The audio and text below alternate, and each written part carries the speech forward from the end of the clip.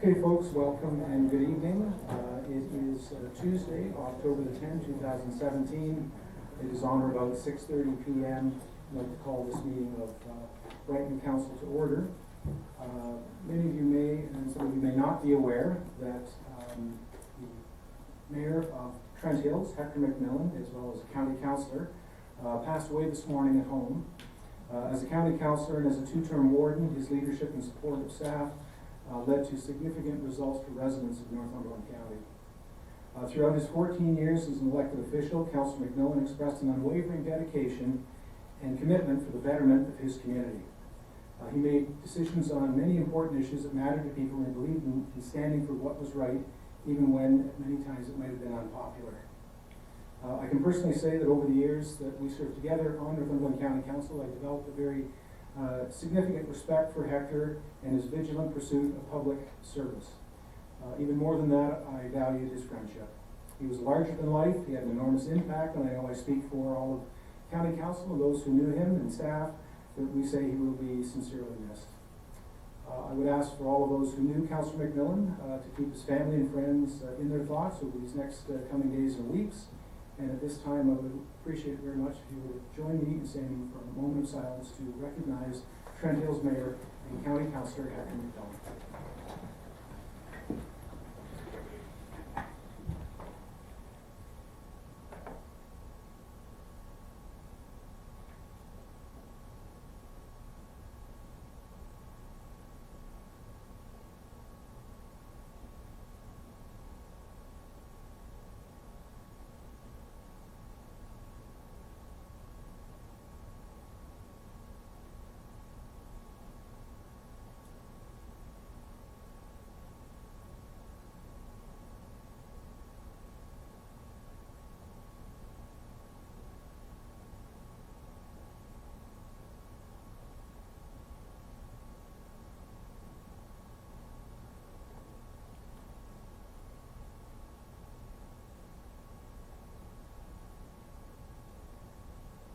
Thank you very much, and please be seated.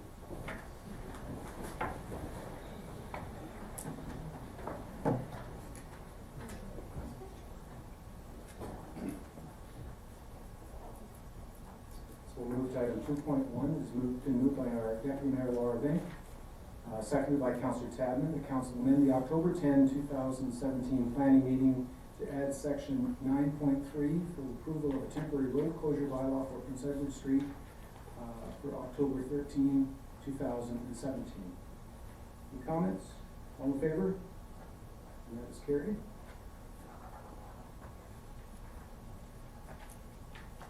The next one that I have is been moved again by Deputy Mayor Vink and seconded by Councillor Ostrander. The Council amends the October 10, 2017 planning meeting agenda, adding to section 9.3 a bylaw to authorize the execution of a deed for transfer of sale of lands to Steve Crow Excavating Limited. Comments there? All in favor? That's carried. Thank you.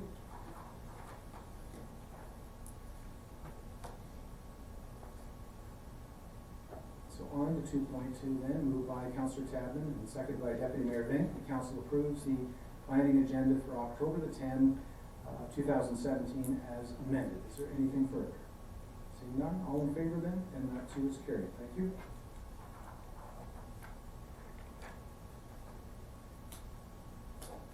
So we'll now look for the declaration of pecuniary interest and the general nature thereof.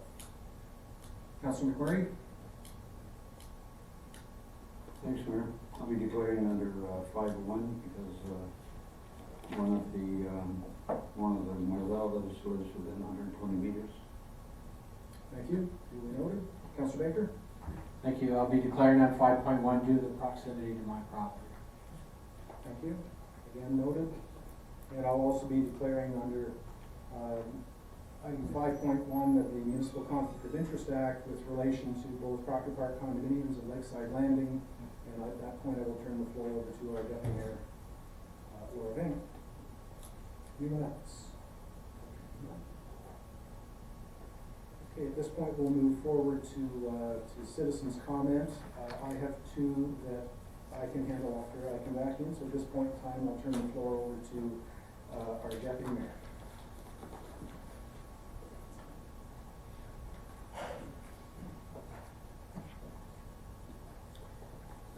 good evening.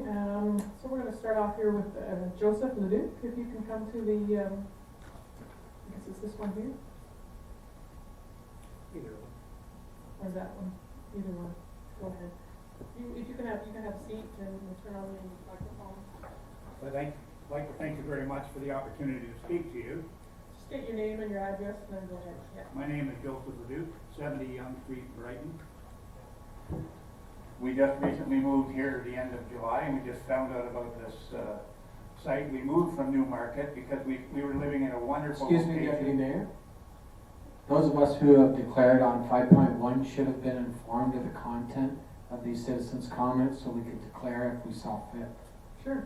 Are there any other items other than this gentleman that are pertaining There are 3 here pertaining, I believe. that I declare? They're actually not clearly noted as that, but Councilor McClory? Likewise.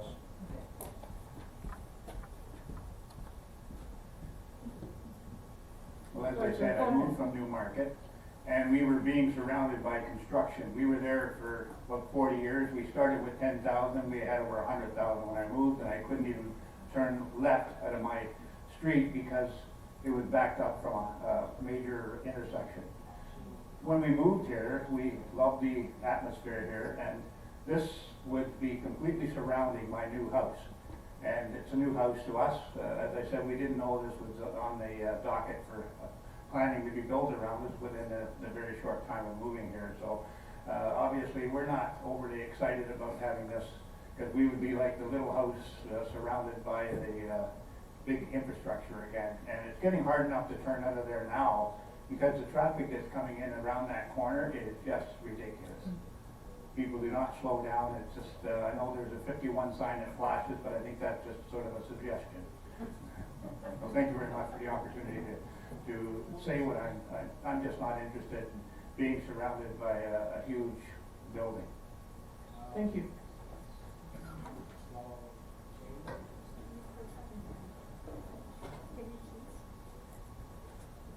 Next, I have Christine Hammond.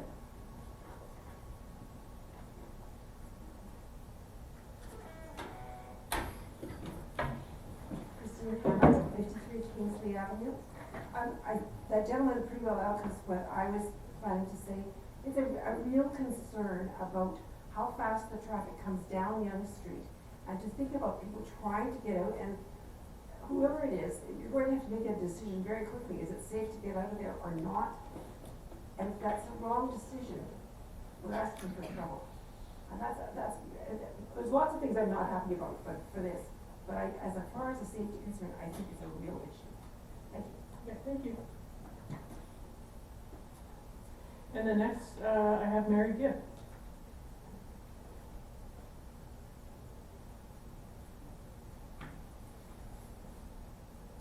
Mary Gibb, 7 North Street. I've seen the new plan that will be recommended by the developer, unless it's been changed in the last week or two. And it still has 18 units with a parking lot for all of them. Mostly a minimum of 40 feet in a small space in the middle of single family homes. It is also still an unsafe exit, as was mentioned, for pedestrians onto Yonge Street, and is in a designated low-lying area. I feel that this development should be put on hold or dismissed until the interim bill passed by the council at the last meeting regarding new development in mature established areas of Brighton is dealt with. Thank you. Thank you.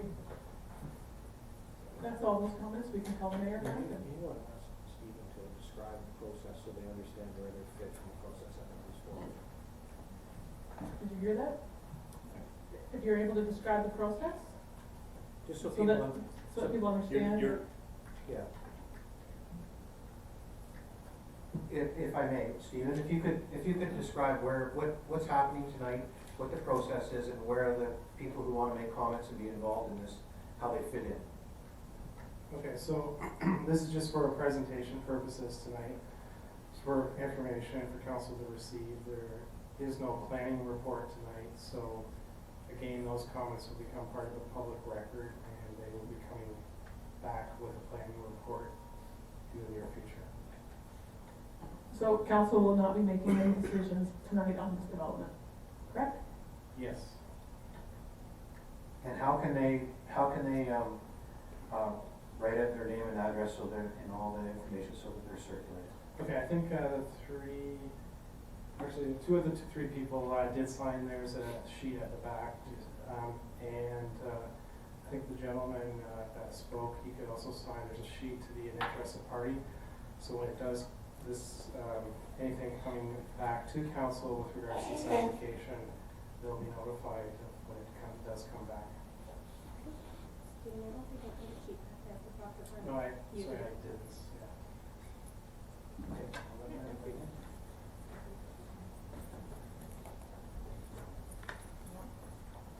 Yep.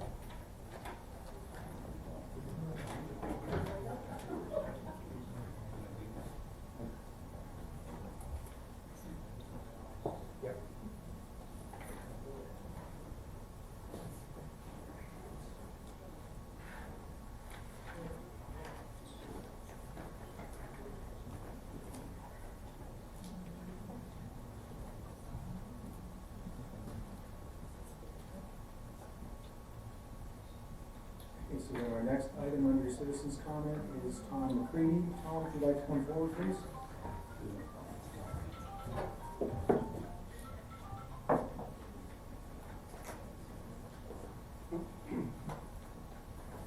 Again, sir, we'll just have you introduce yourself for the record, please, if you don't mind. Good evening. My name is Tom McGreevy. I live at 19 Empire Boulevard in Brighton. I'm here as a taxpayer in Brighton, and in respect of council's time, valuable time, I'm here representing some of Orchard Gate Estates property owners who are here, also here this evening. We are here to hopefully resolve a problem in our neighborhood of an unsightly dog cage, 6 feet high, 10 feet wide, 10 feet deep, which has been erected on the front lawn of a property on Cortland Way. The property is owned by Mary Ann Lightfoot, who is also a local business owner here, Main Street, Brighton. And it is now, the property is rented or leased to a tenant who occupies number 4 Cortland Way. When we purchased our residence in Orchard Gate Estates in 2010, we signed and agreed to a Schedule H. And I'll pass that out to you here this evening, outlining the rules and regulations of Orchard Gate Estates. And the homeowners of Orchard Gate all take pride in keeping their residences, in a neat and orderly condition. We have spoken to the owner and advised the owner that the cage is unsightly and should be taken down. She advised us that she was not in favor of the structure, and the tenant subsequently took it down. A few days later, the cage was erected once again, much to our chagrin, and when the tenant was approached, he told us he had phoned the municipal bylaw officer in Brighton, and the officer told him there was no bylaw preventing the erection of this said dog cage. The tenant is of the opinion he is within his rights. Now, I might add a little codicil here that this guy doesn't have a nickel invested. So, and the story that there's people here that the biggest purchase in their life probably is their residence. So for a guy and he seems to be flaunting it. We are very concerned that if this cage is left up, it will certainly have a negative effect on the value of our properties by someone who is not paying taxes on the property and has no investment in the neighborhood. When driving around the town of Brighton, you will not find another dog cage on anyone's front lawn. The people of Brighton have pride in their investment and do not want to see what that investment is and ultimately see that investment devalued. Brighton is a lovely town, and Orchard Gate is a very nice, orderly, pretty development. People, however, will not be attracted to this area if this is allowed to continue. There are many new homes being built in our development, as I earlier meetings, we've said there's almost 172 homes in there now. And people are constantly driving around and checking out the prices in the neighborhood, and all the comments up until a week or so ago were, this is a nice, good-looking neighborhood, and, you know, there's several nice neighborhoods in the city, in the town of Brighton. So they're constantly driving around and checking the neighborhood. If they drive by and see this cage on the front lawn, they most certainly will not be impressed with the development or the municipality. We have tried not to get council involved, however, we feel have no other recourse. Our question to you is there a bylaw or is there no bylaw permitting the erection of a 6-foot chain link enclosure on the front lawn of a property? How do we, and if there's no bylaw, how do we go about getting one in order to prevent this from happening? I want to thank you for your time and your consideration, and I'll leave you with a copy of, just leave it with you? Okay, that should be enough to do. Great, thank you for your time. Thanks very much, Tom. We have your contact information here, and we will be discussing this with staff and be addressing this and get back to you as soon as we can. Thank you, appreciate it. Judy Reynolds?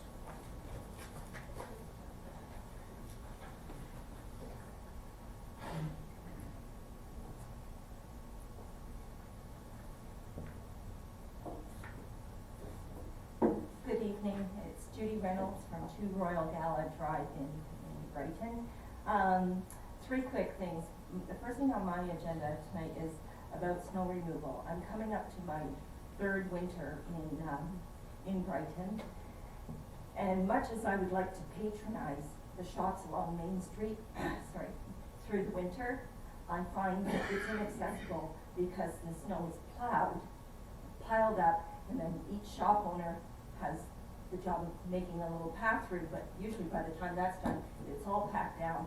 I tried once last winter to go to a shop, and I had to have people physically almost carry me over the ice and pack down snow. So I know in Trenton and Colburn, they remove the snow in the downtown area, and I would like council to consider that for Brighton's needs. The second thing, and it's a question more than anything, with the new Applewood development, Cortland Way is, you know, pretty well finished. But what I find are the storm sewer grates are packed with mud. And so the people now with their grass are watering, and all that water is running down the hill, bringing silt and soot to the bottom. And so it's piling up. So I don't know who's responsible to clean out those packed grates. So that's another concern. And my third one was about the kennel. And I just question, you know, does the bylaw enforcement officer not also have to consider the agreements, a legal agreement amongst the residents when advising a member of the community? So that's kind of my 3 quick comments. And Okay, well, thank you very much for your questions this evening. I see our CAO is feverishly writing here. We will again, as the council mentioned to staff, and hopefully address and improve the snow removal in and around the Main Street stores. I know it's been the intent, we've had this comments similar to yours over this and the previous term of council, so we will endeavor to improve that. Secondly, with respect to the storm drains in the development, one of the things that the developer is required to do is to have filter cloth in the catch basin to catch the sand that it's not going down through, even though it's traveling down the roadway. So again, I saw our CEO making some notes, and we'll ensure that that is being looked after. And again, as we mentioned to Mr. McCready, we will have staff investigate and see what the best resolve as far as this kennel is. thank you. Okay. Those storm grates are actually packed solid, like water can't go into them. Very They're good. closed. Okay. Okay. Thank you. Appreciate it. Mr. Mayor? Yes, sir. I know we're not supposed to make comment on citizens' comment, but there was a question asked, and I think it might be appropriate to address it. And the question was, is the bylaw officer not required to also consider those agreements that people may sign, when they purchase a home in a subdivision. The And enforceability of. the restrictive enforceability of those covenants? agreements, yeah, Yeah. but by our bylaw officer. And I think it would be appropriate Sure. to give some advice around that, or offer some comment around that, not advice. So I think what you're referring to is a restrictive covenant, which is generally something developed by the developer or the builder to help maintain a certain standard of whatever within the municipality. Sometimes in some places they govern the kind of garage door, the color you can paint your garage door, whether you can have a hedge, a fence. And obviously in this one you feel, or some people feel that it may have to speak to this dog kennel. They are unenforceable by municipal government. The only way that residents can enforce them is you do with a lawyer between yourselves, which is generally not a very pleasant thing. As for the bylaw part of it, I will speak with our bylaw people and see if there's anything we can do. I think if it's not stuck in the ground, there may be more we can do. However, we are going to investigate. Absolutely. And come back with, yes. Okay. All right then, so 4.1, moved by Councillor Ostrander, seconded by Councillor Tadman. The council received citizens' comment on the October 10, 2017 council meeting. All in favor? That's carried.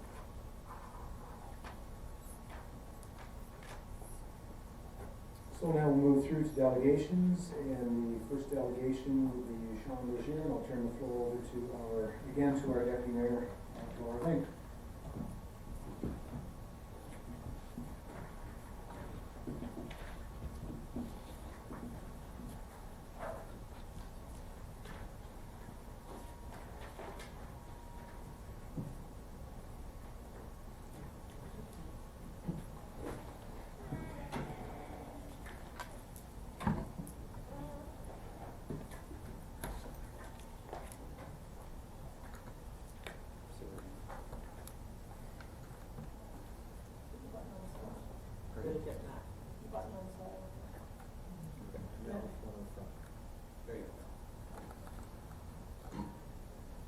Good evening. My name is Sean Leger, planner with RFA Planning Consultant, agent for proposed development known as Proctor Park Condominiums.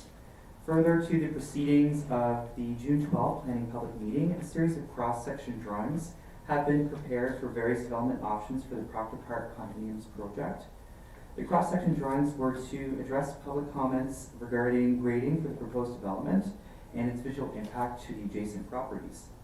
From this, a design brief was prepared and submitted to the municipality together with the cross-section drawings for the purpose of evaluating the most desirable development option at a density similar to that originally proposed.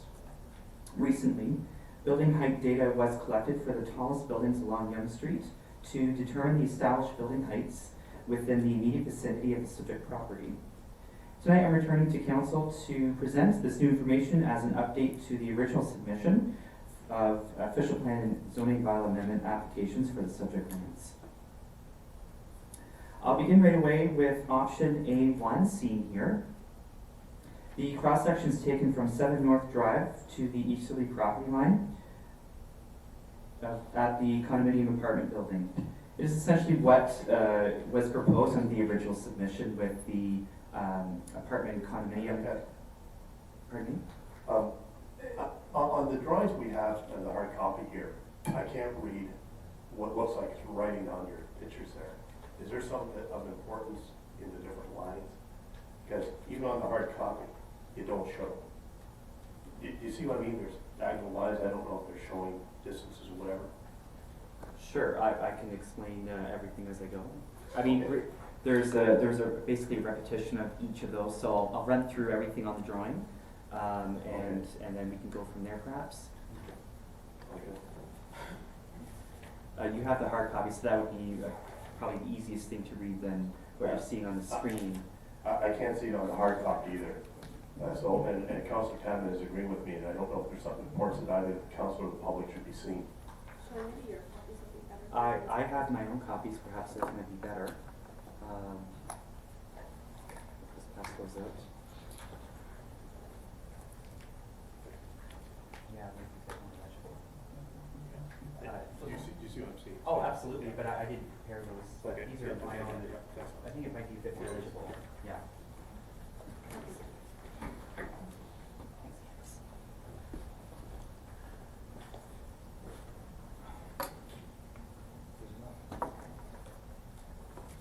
Guess we have to upgrade our copy. Pardon? Guess we have to upgrade our copy. Can you see it? I can see scribbles. I can't see it. I have really bad eyesight.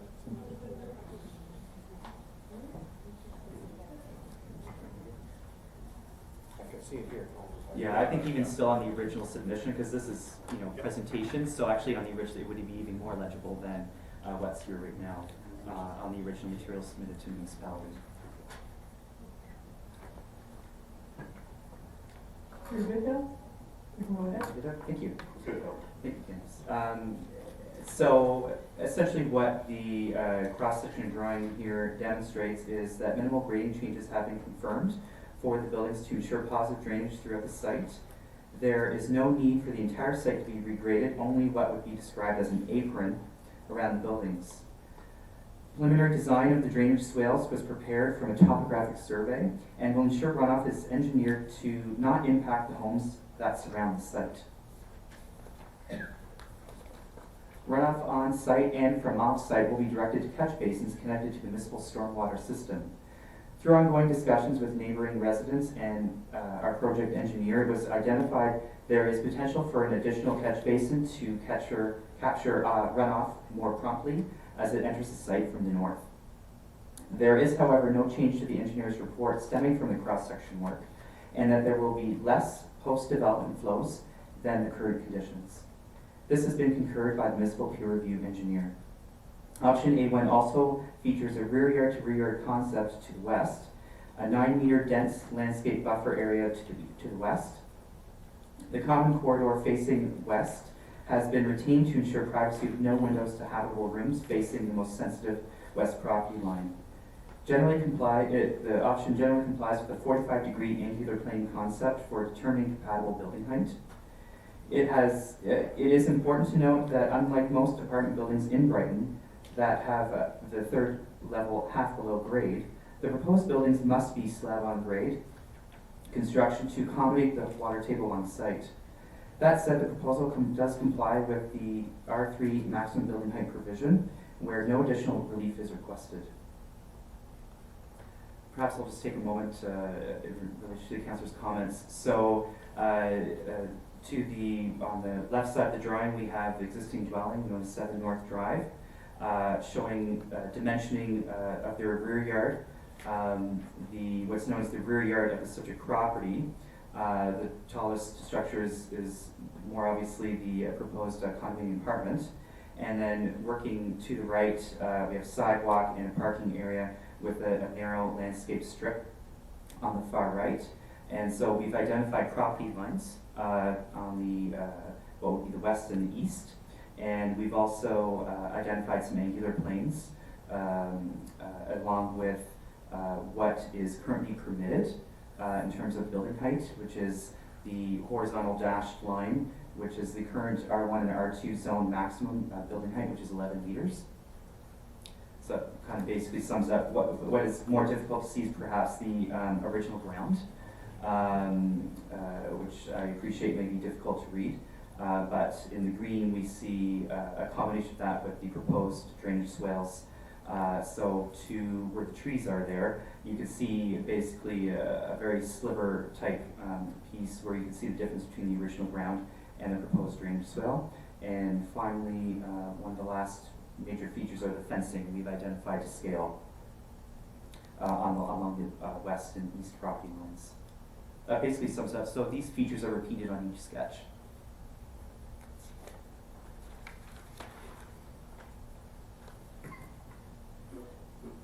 Option A2 reverses the condominium apartment building and parking area. An increased rear yard setback to a maximum of 25.2 meters. With this option, the main portion of the apartment now centered between the dwellings to the east and the west. A wide 5.4 meter landscape buffer to the west and 6 meters along the east, which is where those trees are. Common corridor can be maintained along the west building facade of the apartment. All sides of the apartment building will include the same high level of fenestration of windows, articulation and mix of materials, which will avoid any blank or monolithic walls, contributing to an overall high quality design. Finally, this option fully complies with the 45-degree angular plane concept from the most sensitive west property line. The design features summary focuses on the area of interest only being the cross-section view plane. Key features achieved by the A group of options is that they maximize the retention of the existing tree canopy, and 100% of the dwelling units will be provided as accessible. There is also greater landscaped area and less asphalt area. Option B2 consists of an exclusively two-story built form. The same density is achieved at 18 units with a stacked townhouse design. The buildings would be divided both horizontally and vertically with the stacked townhouse design. Other features of B1 are similar to A1. Proximity to the dwellings to the west remains a weakness, however, with this particular concept. Only 3.3 feet, the stacked townhouse is only 3.3 feet shorter than the apartment condominium concept. There is potential for the two-story buildings to be slightly taller than shown within the zoning bylaw definition for height of a pitched roof, which is midway between the eaves and the peak. Option B2 reverses the townhouse and parking area. Features of B2 are similar to A2. A landscape buffer is not possible along the west property line. A privacy fence would only extend 6 feet high, exposing windows to habitable rooms to the west, along with exposing the building as a whole. Option B2 includes the most amount of design weaknesses between all of the concept lines. Key features with the B group are that the retention of the tree canopy is not possible, and only 61% of the units will be accessible. Overall, there is less landscaped area and a greater asphalt area.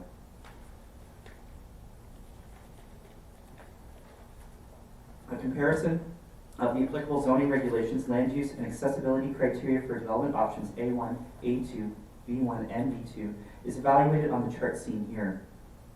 The number of desirable zoning regulations, land use, or accessibility criteria are identified in bold for each option and can be measured as a score. Options A1 and A2 scored the highest at 4, and options B1 and B2 scored the lowest at 2.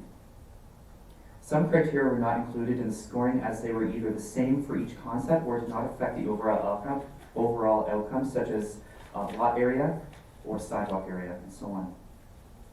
Option A2 presents as the preferred development option, given the rear yard setback would be a significant improvement over option A1, as opposed to the minor difference in landscape open space. Overall, option A2 scores the highest on the design analysis matrix and includes the strongest design features and most workable design weaknesses, and presents as the preferred development option. The other key change is the revision of the 4-unit townhouse along the north lot line into 2 semi-detached dwellings. The effect of this is that it breaks up the massing of the townhouse building into 2 smaller buildings, and also divides the parking to improve the overall aesthetics of the development and compatibility of the built form with the surrounding dwellings. The garbage enclosure has also been relocated away from the west property line. It is important to reiterate from the June public meeting that a lot of thought went into the design of the apartment building. It is well articulated and rich in detail, with various steps and reliefs in the design, along with strong fenestration or placement of windows along all sides of the building to ensure a high quality design. None of the facades will appear as large blank monolithic surfaces. To summarize the approach and conclusions relating to the preferred development option A2, it will contribute to a range and mix of housing types and densities for current and future residents. Condominium and apartment units are currently limited in Brighton.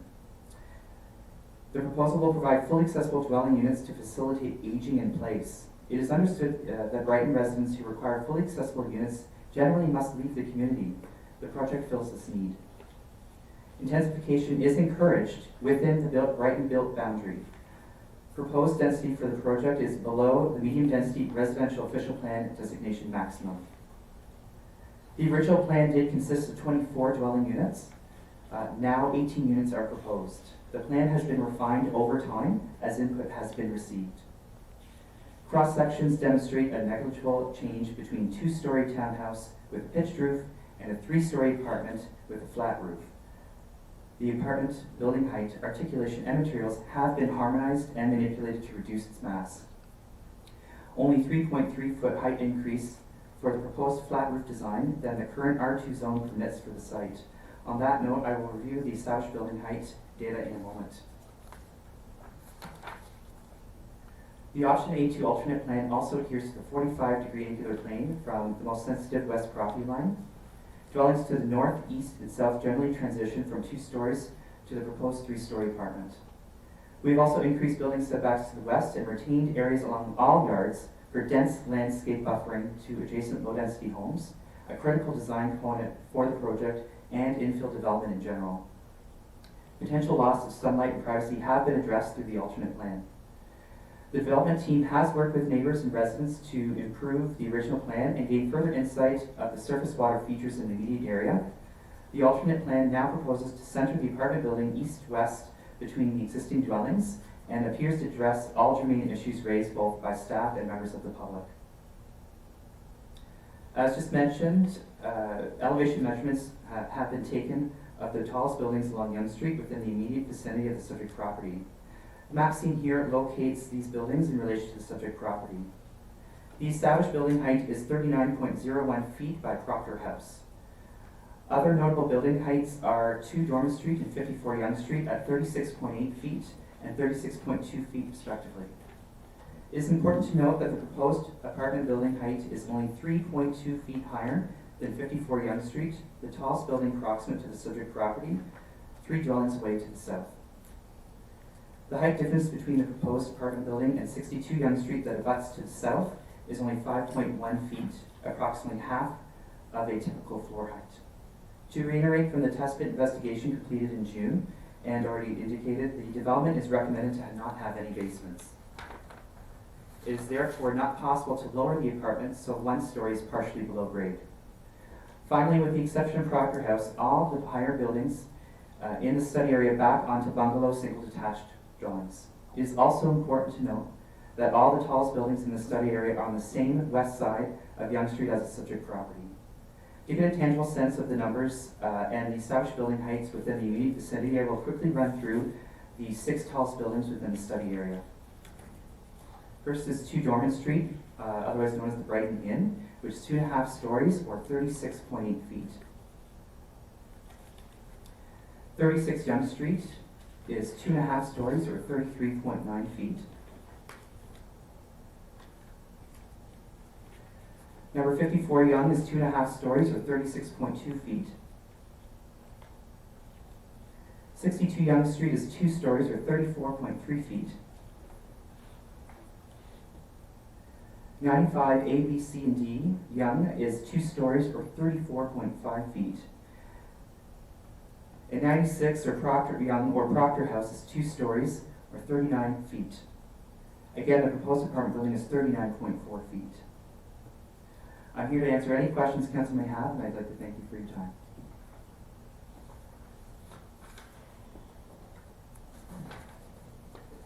Thank you, Sean. As generally as an allegation, we just generally either receive or refer to staff.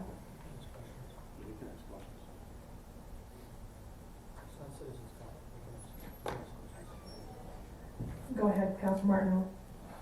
I read your report and I understand what you're saying about the heights, but I don't fully agree with what you present here.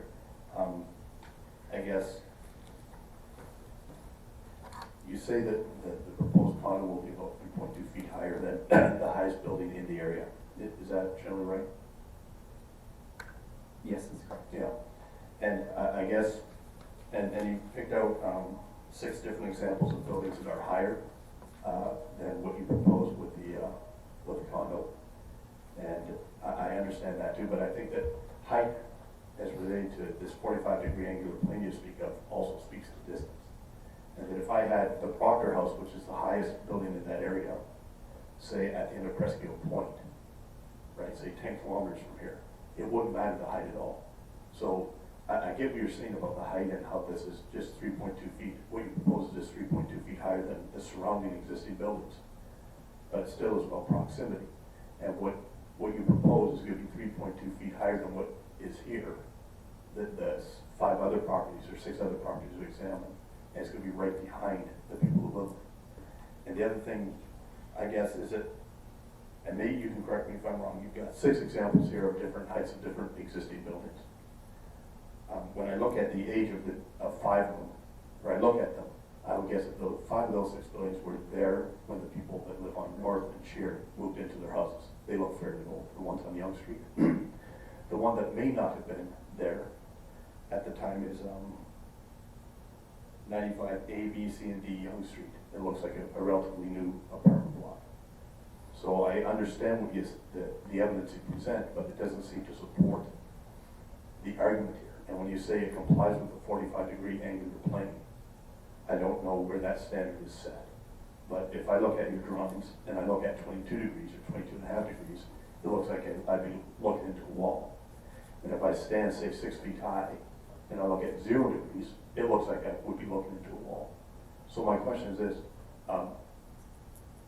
is this 45-degree angular plane that you say this complies with, where is that, who and where is that standard set? It's an urban design standard that is if you look in basically any urban design standards, you find that in there. So it's an established standard by the planning and design community. The measurement is taken generally from the property line. Actually, if you look at the fence against the, I pulled up option A2 here. So if you look at where the fence is, just to the left of the coniferous tree, you basically take a 45-degree line and go towards the building. And so, in essence, the building complies with that on the west property line. Typically, you would apply this standard for buildings that are at a street, in which case you take the 45-degree angular plane from across the street. We wouldn't do that in this case because the building is too far from the street, 49 some meters. So didn't really apply in this case. It's typically something you do in, well, this is an urban setting, but if you think of any downtown location, you'd see, often what you see, especially in smaller towns, is newer buildings will be stepped. And so that basically helps to address this 45-degree angular plane concept in terms of determining what an appropriate building height is.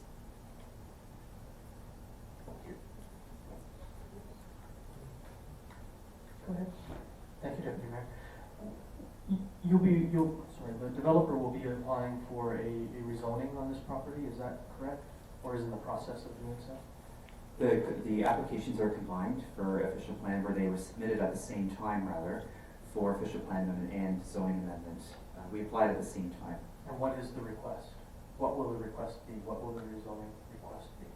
The rezoning request is to have the property rezoned from an R2 to an R3, and to basically acknowledge the existing conditions. There's a couple of setbacks being from the front yard and interior side yard that we're looking to recognize as existing conditions. So we're just, establishing, we can't go any closer than what it is today, being the existing dwelling at 74. And also we are looking to create a maximum density for the site. As indicated earlier concepts did propose additional units, and we have sort of dialed down, if you will. Because under the medium density designation, there is additional potential in terms of density there towards the maximum. What we're proposing is to actually put in the zoning, we can't go any higher than 18 units or 45 units per hectare, per net hectare. which is below what's permitted in the official plan. So it's a way of implementing the density on the site and to, because there is the potential for additional units in theory, that we are proposing to basically restrict it that way to something below the maximum and specific to what we've actually proposed. Thank you. May I ask a follow-up question just now? Go ahead. What's the maximum height in an R3 zone? It's, I wanna say it's 12 meters. Yeah, 12 meters. Thank you. Do you have another question? Yeah, it's a follow-up to about the angular plane. So this is a standard, it's not part of the Ontario Building Code or anything like that, it's just an accepted standard in the planning world. That's correct. Okay. And can I ask another question over there? So it says, development team has worked with neighboring residents to improve plans. How did you do that? The first comment was way back in, we had a neighborhood meeting. Okay. And so one of the main or only comments in terms of improving the plan we received at that time was to relocate the garbage enclosure, which we've done. And it was generally discussed, not that any formal comments were made, but it was generally discussed that the building was in essence too close to that west property line. And so the building, we'll flip to the plan, might be a bit easier to see. So if you can picture the building and parking reversed, which is what we did under the original submission. So the alternate plan is proposing to flip the parking and building. So the main section of the building, which is the north-south section, is equidistant between the existing dwellings to the west and to the east. And it effectively actually moves the entire building a little bit towards the east. Mary Gibb mentioned 40 feet, or that's 12 meters, would be the distance between the east-west section there to the west property line. I believe that's what she was referring to. But the vast majority of the building is in fact further away and centered now in between the existing dwellings. So basically, the mitigated measures were that it's now not in any particular, but it's centered. Maximizing any mitigation we're able to do. Yeah. Thank you very much, Sean. Go ahead. Thank you, Deputy Mayor. You mentioned that the development is on the west side of Yonge Street. Certainly a portion of it is, but most of it is in fact in the rear yards of those homes, or the home and the lot that I would consider on the west side of Yonge Street. Has any consideration been given to acquire the lands that are listed as lots 8 and 9 on Yonge Street and move this development entirely to the what we'll call the west side of Yonge Street, rather than sandwiching it in people's backyards? I believe it was entertained at one point, but it, from what I understand from the applicant, it wasn't a feasible option. And what that would do, just in terms of running along that conversation, what that would do would be to effectively alter the streetscape. It was determined in early consultations with staff that maintaining the existing dwelling was extremely important for maintaining the existing streetscape. And so if we were to go along that suggestion to purchase those lands and create a different development, the streetscape would look vastly different than it would today, or otherwise proposed by, essentially there's no change to the streetscape under the current proposal versus moving into the area towards Yonge Street, if you will, in and around what you see as A2 there, would essentially, there's strong policies in the official plan about maintaining the streetscape, and so I would say that the plan would be less consistent with those policies versus the current plan very much conforms to those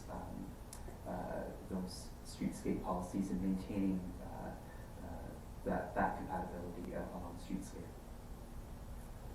So just as a quick follow-up, what I find most concerning is that about 2 months ago, we had a condominium development come to this council, and of course, we had some height issues, some large, a large concept before us, and this council unanimously denied that proposal, including the mayor. And now we have another large proposal brought to us by the mayor's development company that we're being asked to consider, again, sort of sandwiching it in an existing development, or an existing neighborhood. I don't have any further questions. I felt the need to make that comment. I'm aware of that development. As far as I recall, it was recommended for approval by staff. The proposal in front of you for Proctor Park condominiums follows all locational criteria for this kind of infill development, being proximate to a major open space, a major arterial, close proximity to a main street area. It's along an arterial. So it does satisfy basically all planning criteria we've been able to evaluate to date. Thank you.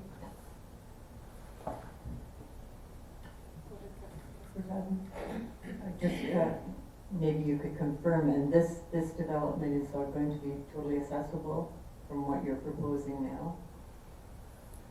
That was one of the main benefits with this particular style of development, is we're able to make all the units accessible. Versus with other styles, other built forms. For example, the little I do know about the other development is that all the units were walk-ups, and a portion of it was they were able to, I appreciate, make the ground floor partially below grade, but those units were all walk-ups. To me, as a planner, in providing different housing types, creating a development or a project that's fully accessible is very important.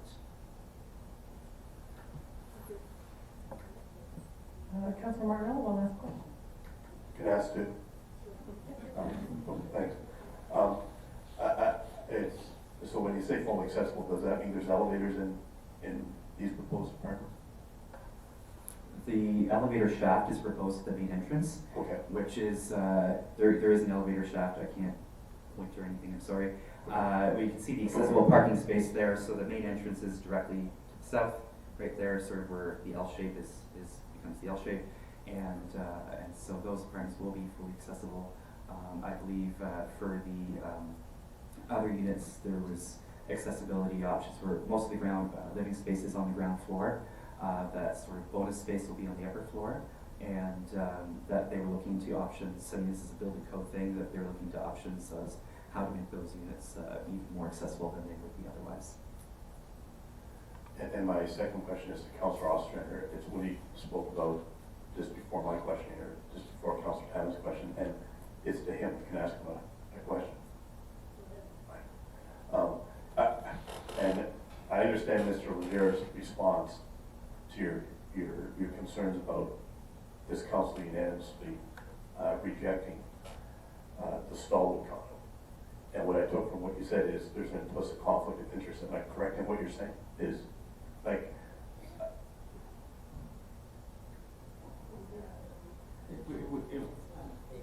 It would be, well, it would not be up to me to declare someone else's conflict, but it's perplexing, Councilor Martinello. I find it perplexing that the same member of council who voted to deny a competitor's condo would then bring a condominium proposal to council. That's Right. simply what I was saying. This is a delegation. I believe we're done. Is that everything, Sean, for tonight? I'm finished, thank you. Okay, thank you.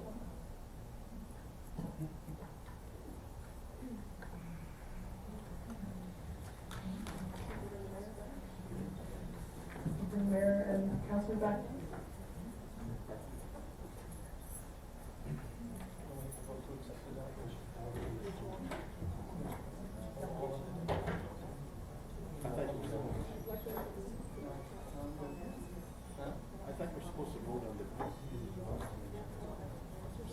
we're supposed to vote on the delegation. Received this information. Yeah. She received the application.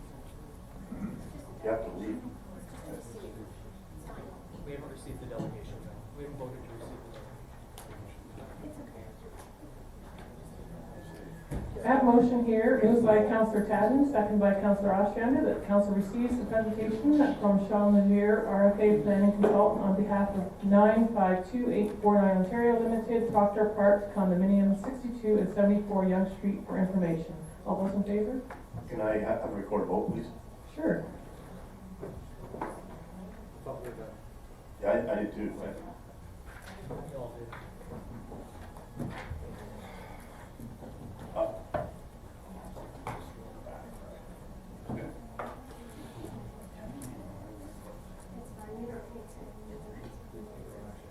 And before the vote is called, I'll speak to why I will vote against this, is I don't believe that the consultant provided any additional information for the issues that Councilor Ostrander raised.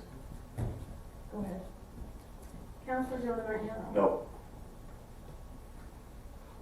Councillor Ryan Ostrander? Yes. Councillor Miriam Tadden? Yes. Deputy Mayor Laura Vink? Yes. It's carried.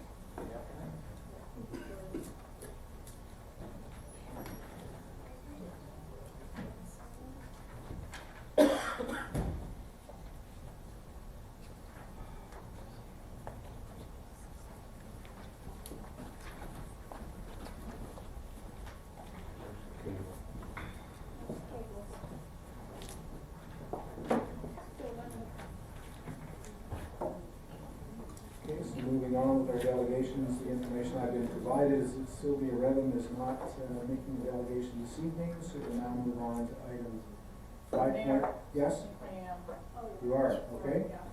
You're welcome to come forward then, please. Just shorter. Thank you. Sorry for that confusion.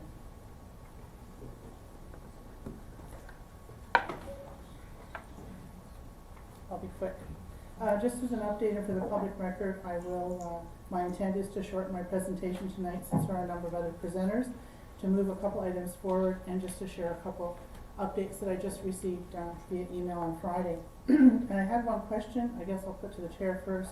One of the points on my delegation was connected to Hamilton Woods, but it was listed as sewage treatment and the process related to the bylaws. I had a question about whether it's actually falling under planning or whether I need to move that forward to the general meeting, because it sort of overlaps a little bit with public works. But it's to do with Hamilton Woods, so it's sewage, but it's not in regards to the new plant specifically. It's your delegation. Okay, You- all right, I'll you go want to ahead and present you your can cut information? me off if you see fit, okay? So I'll just speak to the point number F, which was on the list about sewage treatment. Several questions were submitted, and I'll just draw this to the attention of the CEO, because he might be able to answer the question, or not tonight, but there was a resolution passed when I brought forward correspondence. I believe it was dated August 22nd, so I think that would have been at the September 5th meeting. And I got confirmation that a resolution had been passed at the September 5th meeting that answers to my ongoing questions regarding the maintenance of existing sewer works would be coming to me and copied to council. I haven't had any response back yet, so I just wondered if someone could let me know when that's going to maybe happen. Because a couple of things have come up with regards to Hamilton Woods, and now it's raising concerns around the sewage issues as well. So I'll just leave that as to when I might get those answers. It's a continuing concern that several ongoing issues, both stormwater management in our neighborhood and now sewage treatment, have remained unresolved. We hear that maintenance and works need to be done, but as residents, we're not seeing forthcoming schedules or work plans. Concerns have now been raised about health and safety of municipal employees that we see either at these sites or visiting and working on municipal sites in our neighborhood, and we're now concerned about long overdue maintenance, which may raise further questions around the potential level and intensity of municipal liability. It is historically one thing if municipality, and we acknowledge that current employees and council may not have been fully aware of issues and concerns around health and safety due to lack of maintenance around our ponds and or the existing sewage works. However, today is a totally different scenario when the municipality has been advised of outstanding work that's required, and if we do nothing to correct the situation. When such deficiencies may have been noted, reported, and documented, and acknowledged by other levels and other authorities, and are now known by the municipality and council, and the fact that we as a town both now employ unionized and non-unionized employees, we're concerned about the potential for greater risk for problems, injuries, and liability, and the increase in the same. It has now resulted in further questions about whether or not our municipality's historical planning for our specific area and for the developments that are west and northwest of our subdivision now, which is Harbor Point where I live, including and not limited to Hamilton Woods, were we sufficient enough with regards to the overall incremental impacts on our total infrastructure, not just including our stormwater, but the roads and sidewalks, other buffers which may be required such as berms and drainage swales, overland water flows, existing pipes that come through our neighborhood now, and or future sewage treatment. And I'll just mention this has become a more personal issue to me since following questions that were posted here and questions we've raised with planning, we've had very good response, shall I say, from the employees that we know are working on, including the CAO office and others. However, the developer has promptly showed up around our pond at the early hours of the morning. He's also shown up directly behind my house and had new survey tapes put directly on the corner of my property, bright pink ribbons, so to draw attention to the fact that I would see them, and has directly behind my house placed look like survey ribbons for trees to be removed. And I would personally, if it continues, I'll be monitoring that situation to make sure that the developer is not insinuating any potential pushback against neighbors who, in their rightful state, are bringing questions before council and the town as to what they're doing. It's been interesting what's been happening. On part B of my presentation, I would just like to note that I did defer presentation and questions from August and September until this month, October, to allow staff to get some comments and answers. As of September 26th, thankfully, I was advised that several answers are coming. They will take some time.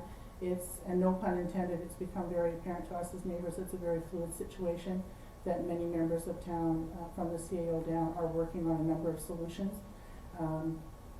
That being said, I did resubmit 3 major questions that were outstanding since the beginning of December. I'd like to thank Mr. Ashton in planning, who as of last Friday addressed some of our outstanding concerns regarding Hamilton Woods. And as part of his answer, he did note that rather than at this meeting in October, that things would come forward on the November planning agenda regarding Hamilton Woods.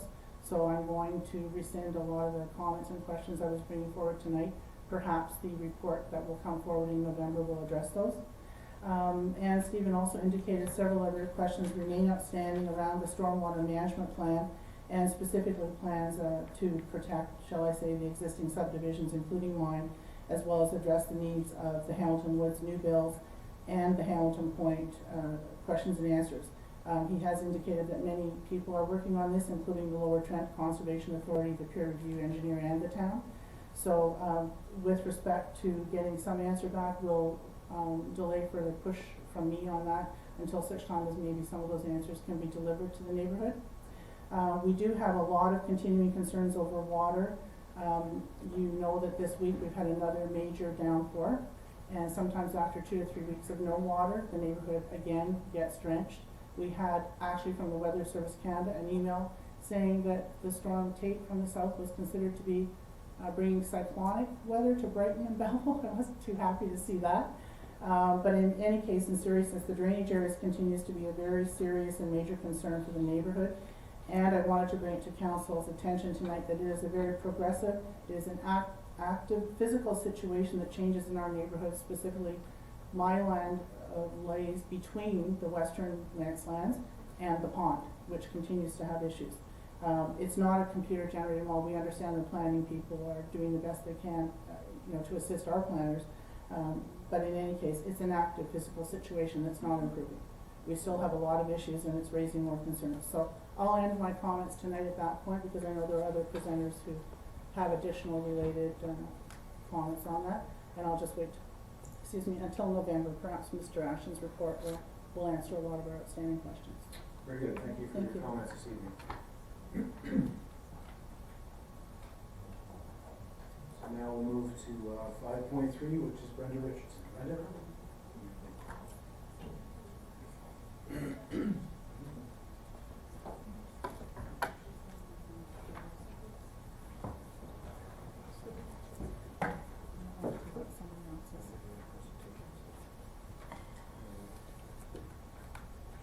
Just before we start this, we'll have Councillor maybe move outside for us.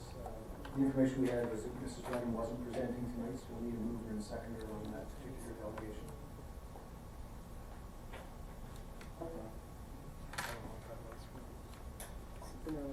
So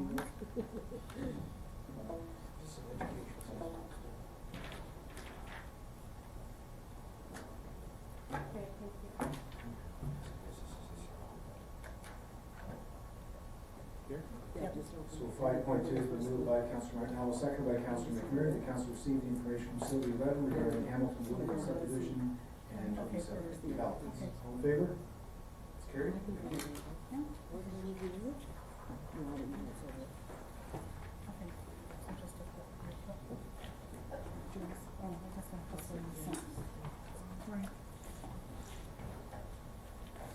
Good evening, Mayor Wallace, Council, Mr. Watson, Mr. Rin. My name is Brenda Richardson, and my husband and I live at an owner home on 104 Raglan Street. I'd like to start tonight with just a little bit of presentation as a result of our last rain.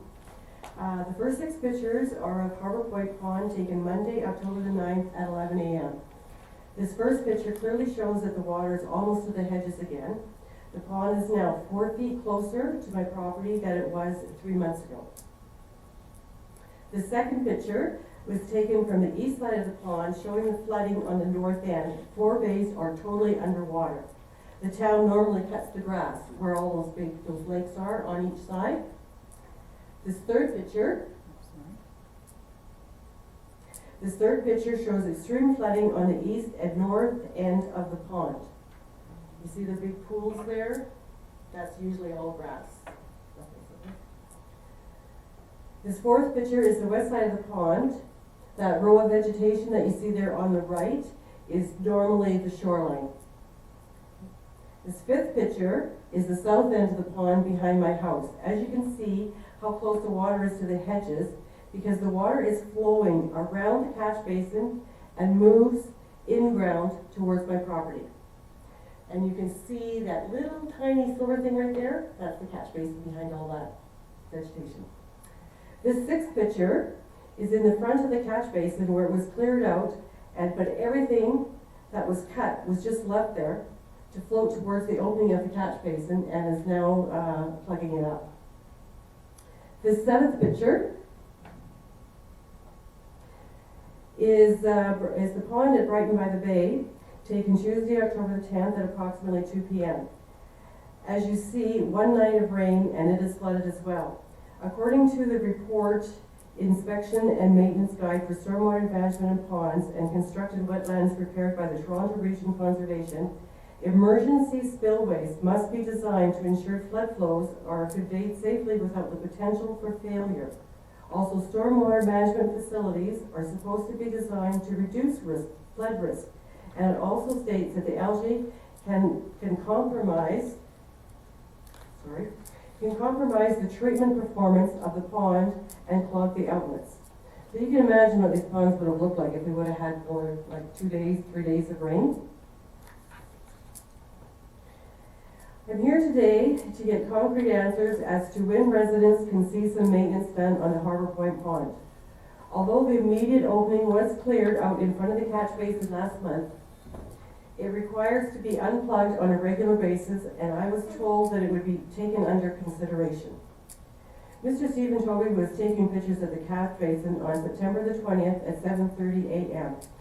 Cheryl and I spoke with Mr. Toby, and he informed us that he had no intention of enlarging the pond until phase 2 was completed. I assumed he meant within the year, and he said no. He laughed at the mess of the pond and stated, "It's not up to me to clean up this mess, it's the town's responsibility." I'm well aware that Cole Engineering has presented their stormwater management plan for Hamilton Woods subdivision for review by Mr. Ashton, Lower Trent, Brian Keane, and your peer engineer, and meetings also included Mr. Ashton, or Mr. Fisher, the MOCC, and Mr. Watson. I've been told that this report was given back to Cole for further clarifications and measurements. Requesting this pond be brought back to original functioning standards has been before this council for 4 months now with no answers or work in sight. The last time I spoke before you, I questioned the high water levels in Harbor Point Pond, even though we've had very little rain the last 2 months, which as I mentioned to you before, which was a result of even very low water levels in Butler Creek. This 224-page report, right here, should be your Bible. titled Inspection and Maintenance Guide for Stormwater Management Ponds and Constructed Wetlands, prepared by the Toronto Region Conservation, states that if an inspection reveals that a stormwater management facility water level is higher than expected after several days of dry weather, this is an indication that the outlet is likely clogged with sediment, garbage, and/or debris. Can you tell me when the last inspection was done on this pond, or when the pipes were flushed out? It was confirmed by email to me on September the 16th, 2017, that the stormwater management plan for ponds was completed and under final review, and then would be posted for bid. When is this going to be posted? It's still not posted as of this morning.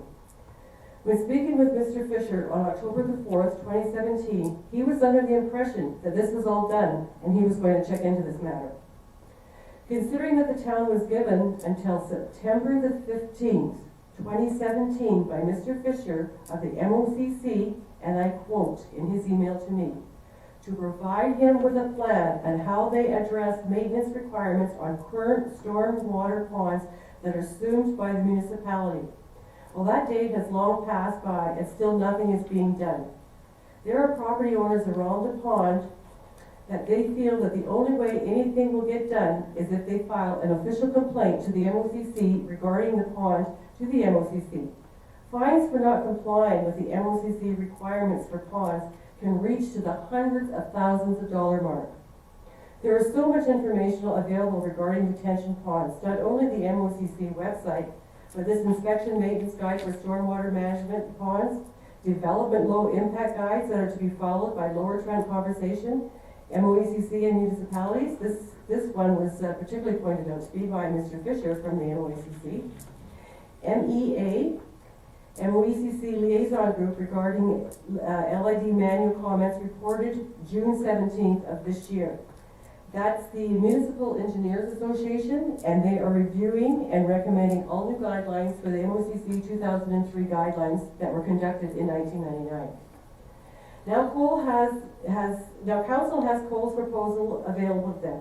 How many members have actually looked at this proposal or took the time to educate themselves on any of the above mentioned? Link after link led me to see that Cole Engineering was one of the engineers involved in the building of the mall in Elliott Lake that collapsed. Cole Engineering Group provided the site's developer detailed designs, including general site servicing and stormwater management and service works. No charges were laid.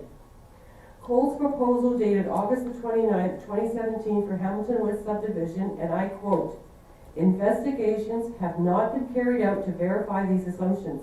Cole Engineering deems the source of the data and statistical information contained herein to be reliable, but we extend no guarantee of accuracy in those respects." In Mr. Watson's email dated September 29th, he states that it's worth noting that the pond in its present conditions continues to treat water. Where are the tests to verify this?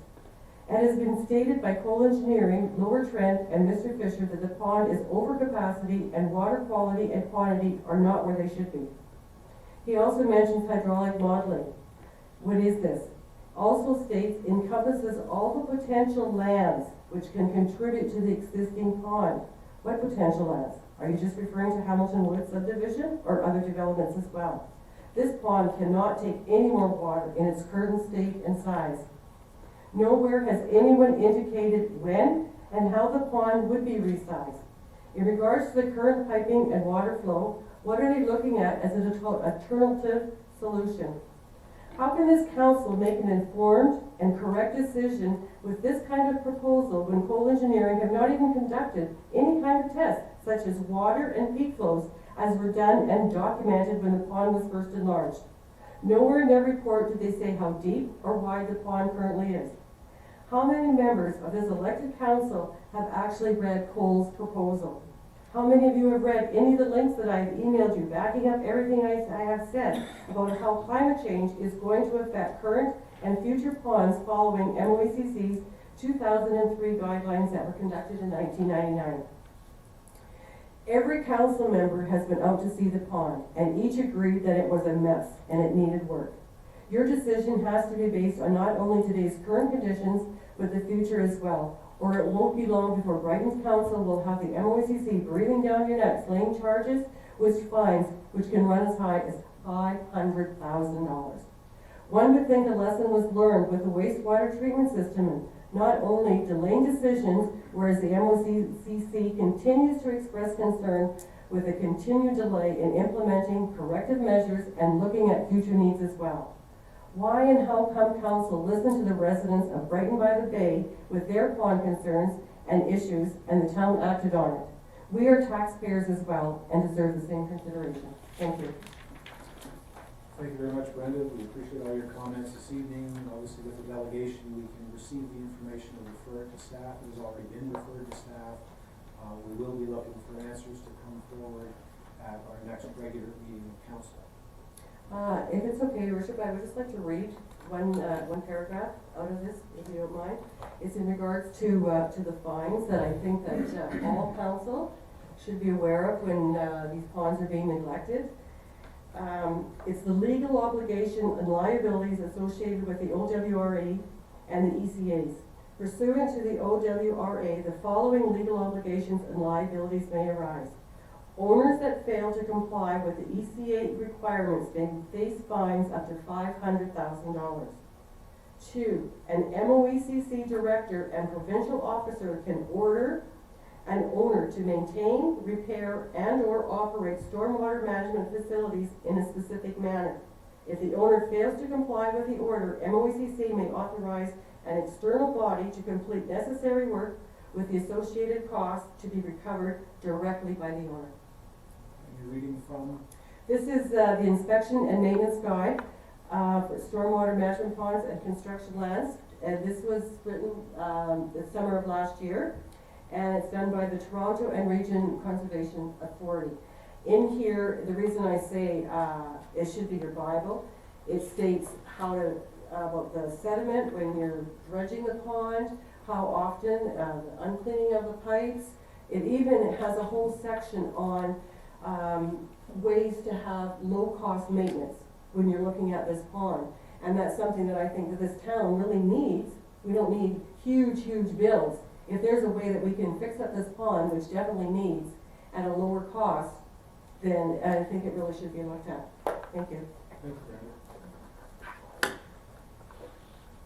So 5.3 has been moved by Councillor McMurray, seconded by Councillor Tabney. Council received the information from Brenda Richardson regarding maintenance of these detention ponds. Councillor McDowell? Yeah, a question of clarification.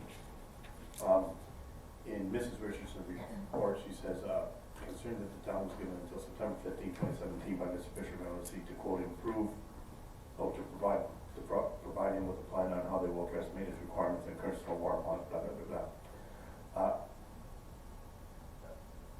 September 15th is passed, that's for sure. Did we provide the plan to the MOECC? CEO? We've had numerous and continuous conversations with Mr. Fisher and the OECC, and I'm pretty sure he won't be finding us. So he's been a party to all the discussions. He knows exactly what's going on, and I'm quite certain that we will not be fined regarding this pond. He's satisfied with the actions we're taking. He's satisfied with what's going on with the Toby development, and he was a party to the permit that Toby's recently got. At that point in time, the MOE is satisfied with what's going on over there, and they're reviewing with us the plans as we move forward. During the rainstorm, I did go to the Harbor Point Pond. I also did go to Brighton by the Bay Pond, and they were flooding. And I'm an engineer myself. I don't have the experience you do have with stormwater detention ponds. They're not very sophisticated things in the end, but they were definitely flooding. And the primary cause of that flooding will be that there's too much mud in the bottom of these ponds, that they're filled up, that there's not enough free water. And I don't know how we can say that these are functioning when it looks like there was a flooding event of these ponds. And that rain that happened is not, despite Mrs. Reardon calling it cyclonic and that, it was not a super large rainfall. Had it gone on for longer, I think we would have had major flooding problems. How do we know that these ponds are working?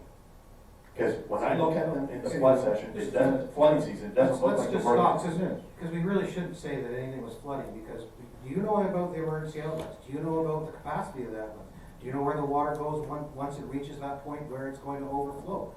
Those are all parts of the stormwater pond design. They've all been accounted for. Nobody's houses are at risk here. We've been through this all. We've looked at these things. Yes, on the pond behind Mrs. Richardson's house, yes, it will require maintenance. We've spoke about that numerous times. Is it urgent? Not particularly. We're hoping that through the process of going along with the Toby development, he'll do the digging out so we can avoid that expense. And we've discussed that with the MOE, and they agree with that philosophy. Nobody's house is in danger here. Nobody's going to get flooding in their basements. There is an outlet, there's a huge outlet on that pond that when it gets to a certain level, it runs down through the top, and there's nothing that will prevent it, no matter how much vegetation is there, it'll run down and get in the pipes and be taken away. Anyone else? Councilor Noel? I do have a basic understanding of how stormwater detention ponds work. And when that's happening, when it's going out the overflow pipe, the stormwater detention pond isn't doing what it's supposed to do. That's the bottom line. And that's what I think is happening here, is these things are flooded. And I have no record where we've actually gone out, taken the time to go out and see what the actual water column is, the depth. And when we keep saying there's no danger and they're working, I don't see how we do that without any documented evidence of how much mud is in the bottom of these things. See you, right? As we know, we're going about doing that report, and we're going to be updating that pond, and that's what will be part of that process. Okay, we're gonna move ahead. So 5.3, moved by Councillor McMurray, second by Councillor Tadman. The council receives the information from Brenda Richardson regarding maintenance of detention ponds. All in favor? That's carried. Thank you.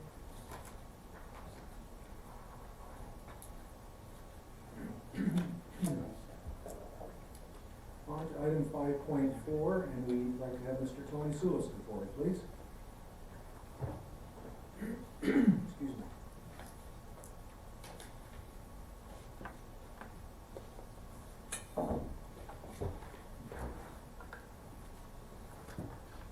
Good evening, Mr. Mayor, members of Brighton Council, and the municipal staff. Before I begin, I had passed out a copy of the inspection guide that Brenda had referred to, and I didn't know what presentations were going to be made and with respect to the different ponds. So I'll go ahead, even though some of my thunder has probably been stolen here. My name is Tony Soulis, and I reside at 8 Foxstand Drive here in Brighton. Today I'd like to touch on the issue of municipal control and bylaws as it pertains to areas of development and infrastructure maintenance within our municipality, with a view towards motivating council to rethink the manner with which it controls maintenance, development, and developers in our community. More specifically, my plea is for council to recognize that the existing manner in which developers are governed in an effective, fair, and uniform manner has been, for the most part, an abject failure. This strategy has resulted in numerous violations of both provincial and environmental control standards. 18 months ago, I addressed this same body about concerns that I and many of my neighbors expressed regarding the lack of municipal surveillance brought to light by development in our neighborhood that resulted in degradation of our living standards, with both safety and adverse economic consequences. I'm alluding to the lack of municipal control over the developer of Hamilton Woods development project adjacent to the north side of Foxton Drive and Land Street, the latter being our only access route into and out of our residential community. At that time, I pointed out that our streets were being subjected to heavy track equipment flowing back and forth from one end of Hamilton Woods construction project to the other end via Foxton Drive, without municipal oversight or intervention. Roads were left in an impassable state, resulting in substantial damage to at least one of our neighbors' vehicles, requiring costly repairs to its owner. Pleas to the developer to clean up the construction mess was falling on deaf ears, and after a fall, winter, and spring full of resident complaints to this council, the developer was forced to take some remedial action to minimize roadblocks and construction debris on Land Street, arising from the housing development on that street. This hardship was then followed by uncontrolled flooding in our backyards on the north side of Foxton Drive, emanating from the clear-cut areas of the Hamilton Woods development project. a development phase that should never have been allowed to proceed without sufficient safeguards and planning to satisfy minimum municipal requirements and standards.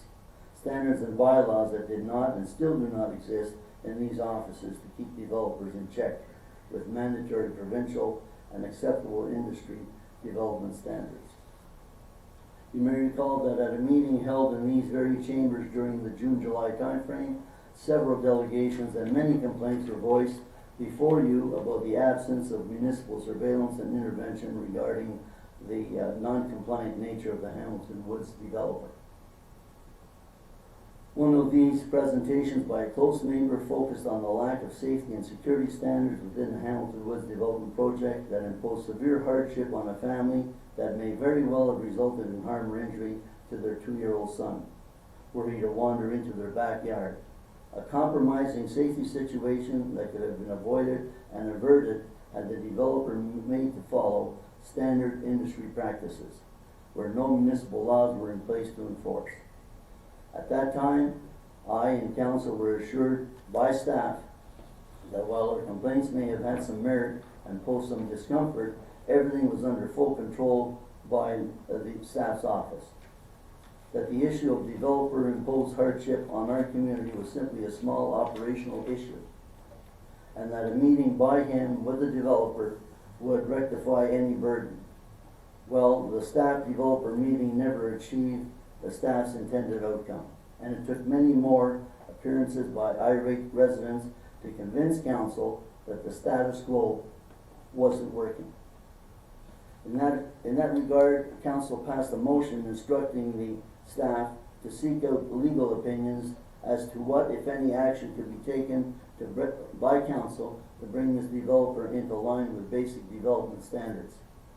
A deadline of 15 June 2017 was set for by staff to report back to council with their findings. That deadline came and passed without council being made aware of what legal action or options could be taken against the developer. However, in a reactive measure against some of our Foxden Drive residents who took the initiative to pump out the 3 large ponds that had formed behind our houses, the developer finally agreed to offset the pump rental equipment costs by supplying us with one of his own pumping equipment. When this issue was brought forward to council at the time, staff's reaction was less than impressive, as staff voiced displeasure with our neighbor and opined that it would be considered whether or not to bring charges against the offending resident. This was a resident that was trying to protect his own property. On a more positive note, as of early this afternoon, the Hamilton Woods developer has started to lay sod along and on top of the swale that was put into place some weeks ago. This will be a tremendous help to those of us who have experienced long operational usage of some pumps while trying to keep abreast of the excessive seeping water into our backyards. What has been long overdue and sought by our neighborhood has finally tempered our hardship and economic loss. For north and eastern end residents living along the Foxden Drive, we have felt the full brunt of the malaise associated with the Hamilton Woods development project. All to say that the history regarding the one-off agreements that the municipality enters into with each individual developer has not and cannot be effective going forward, as there are different standards and benchmarks adopted for each developer without the presence of minimum standards for uniform application. Without those standards in place, the taxpayers of Brighton and our municipality will continue to endure unnecessary hardship and economic loss. In an environment where developers are free to follow their own preferred way of doing business, as always, it is always about the dollar, and when left to the developer to choose, shortcuts and compromise safety issues are often their preferred mode of operating at the expense and hardship of tax-paying residents. Based on what has transpired with the Hamilton Woods development experiment, I can fully understand why Councillor Baker would be pushing for a rethink of how Brighton should deal with its future growth and developments. Developers who are allowed to clear-cut vast areas within our community with impunity, who impose unwarranted hardship on this municipality's residents and who lack the essential resources to complete the development projects within a community within a reasonable time frame, need to be stopped from fulfilling their own desires at the expense of our community. Consequently, it is my belief that this municipality needs to strengthen its control mechanism and move away from developer-centered individual contracts that have proven to be a costly and ineffective means of municipal governance.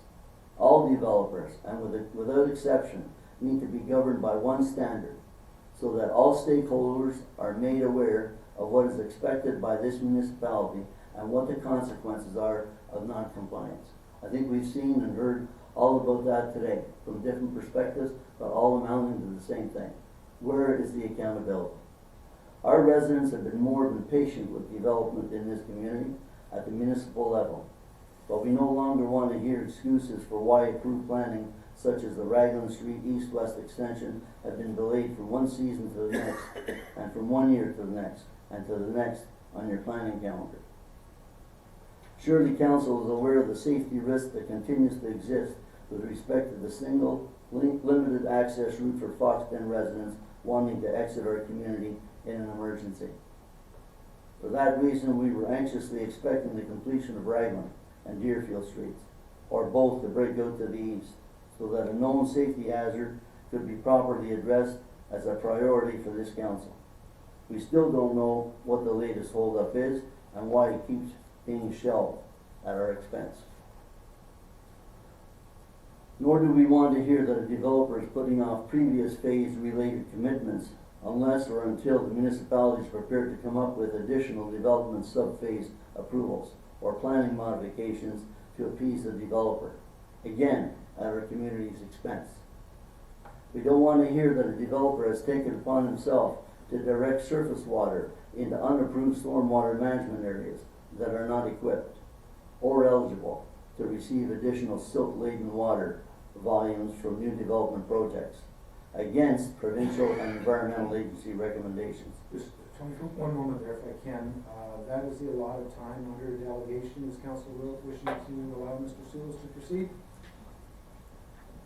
Very good. Go ahead, sir. Thank you very much, Mayor. A quick walk around, taken around our community yesterday confirmed that Brighton's stormwater management plan is woefully inadequate. Holding ponds such as the Harbor Point Pond and Brighton by the Bay are overflowing. And I wasn't conversing with Councillor Martinello or anyone else. That was my own perspective. As well, a further look at the pond outlets can confirm why water is being obstructed. Ditches and culverts are also so clogged with debris, vegetation, and poor elevation design that water flow east down Wallace Street and Marina Drive can barely deliver stormwater to their intended destination on Harbor Street. I'm not talking about the ponds now, I'm talking about the actual ditches at the side of the streets heading down towards Brighton Bay. These water-carrying trench systems are only surpassed in inefficiency by the movement or lack of movement of storm waters on Harbor Street, where, as we all know, local residents have had a summer-long intrusion into their personal living standards. Where water is moving from north to south and south to north are hardly moving at all as they make their way into Brighton Bay. And at Brighton Bay, one can easily see the result of a tired and unkept aqua system that has been neglected and that hasn't seen proper maintenance or preventative maintenance for years. Without municipal bylaws and effective policies in place to monitor, inspect, and maintain our stormwater management systems, we can expect Brighton taxpayers to see even more of their property tax dollars join our lost sewer plant consulting fees. That is why we don't want to hear that our own municipal office is dragging its feet on the development and submission of a holding pond maintenance plan for approval by the Ontario Ministry of Environment and Climate Change, the MOECC. The municipality has numerous ponds under its maintenance responsibility, and it's time that we get serious about our obligations and commitments to our citizens and the environment where we choose to live. Our residents want to be rest assured by council that the numerous water holding facilities under municipal control are really being maintained to the latest environmental standards, not to old-tired documents such as the one published in 2003 and then amended in 2009. Last night I took the initiative to prepare each member of council with a copy of the latest provincial guidance document, and Brenda had alluded to it, and it really makes for good reading. It's so clear, it takes you from A to Z, and if you're just a lay person, it's not difficult to understand the hoops that you have to jump through to get to an approved process. So that document complements the NMO-ECC standards as they apply to inspection and maintenance for stormwater management and pond wetlands. Not only is it interesting reading from a lay perspective, but like I said, it provides detailed guidelines to maintenance managers as to how and why to monitor and maintain the stormwater system. And when we talk about a pond being overflowing or a pond being requiring maintenance, it tells you there exactly how much sediment is allowed, when it is, what the issues are and the symptoms are for you to go back, how to establish your maintenance frequency based on that experience. It just goes on and on. No doubt staff are already aware of its existence, and if they have been engaged in approving recent development projects in our area, they would know about it. In that regard, council should be made aware by staff that in 2017 there are more appropriate and more effective standards and guidelines in place for use in approving new developments. These are guidelines that have been published by stakeholders engaged in the development and maintenance of our environmentally sensitive residential communities. To that end, I understand that a deadline for submission of such a plan to the Ministry of the Environment and Climate Change was due as of 15 September 2017. Has that obligation been met? And I think Mr. Watson said that either it has or they're in the process of meeting that requirement. I wasn't aware of it, and thus my delegation. If not, and if in fact it is correct, where are we in meeting that provincial request? And in view of that requirement, has the municipality granted any developer authority to make use of our existing holding ponds that have been deemed to be at or beyond their design holding limits? Something that Brenda touched on earlier. For those of us who come before council on a regular basis to voice our concerns about land development and who have a vested interest in how Brighton develops or how it manages the municipal responsibilities, we want to see meaningful and appreciable change. Change that ensures that the municipality has adequate control mechanisms in place to effectively manage its governance mandate responsibly, and whose active measures can assure all of our residents that development in their communities will always respect Ontario's provincial environmental control requirements. I know that it must be difficult for council to temporarily pass up on a potential expanded tax base against needed management efficiency, but without effective management and maintenance systems in place, we are doomed to repeat the same costly mistakes over and over again. And we've heard that earlier today. Same things, cropping up, different names, same issue. Each time that we go to the polls, Brightonians cast their votes with an expectation that their new council will make decisions in the best interest of our community. That routine maintenance of our various systems will be carried out without citizens having to come before council time and time again explaining about holding ponds, wastewater management, etc.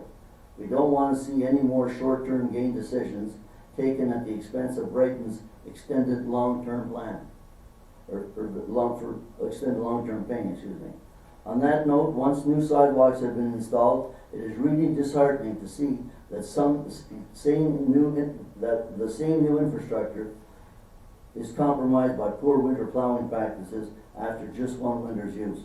This might sound pretty, but what it does is it points to the larger issue of accountability and good maintenance management that our citizens expect to be in place.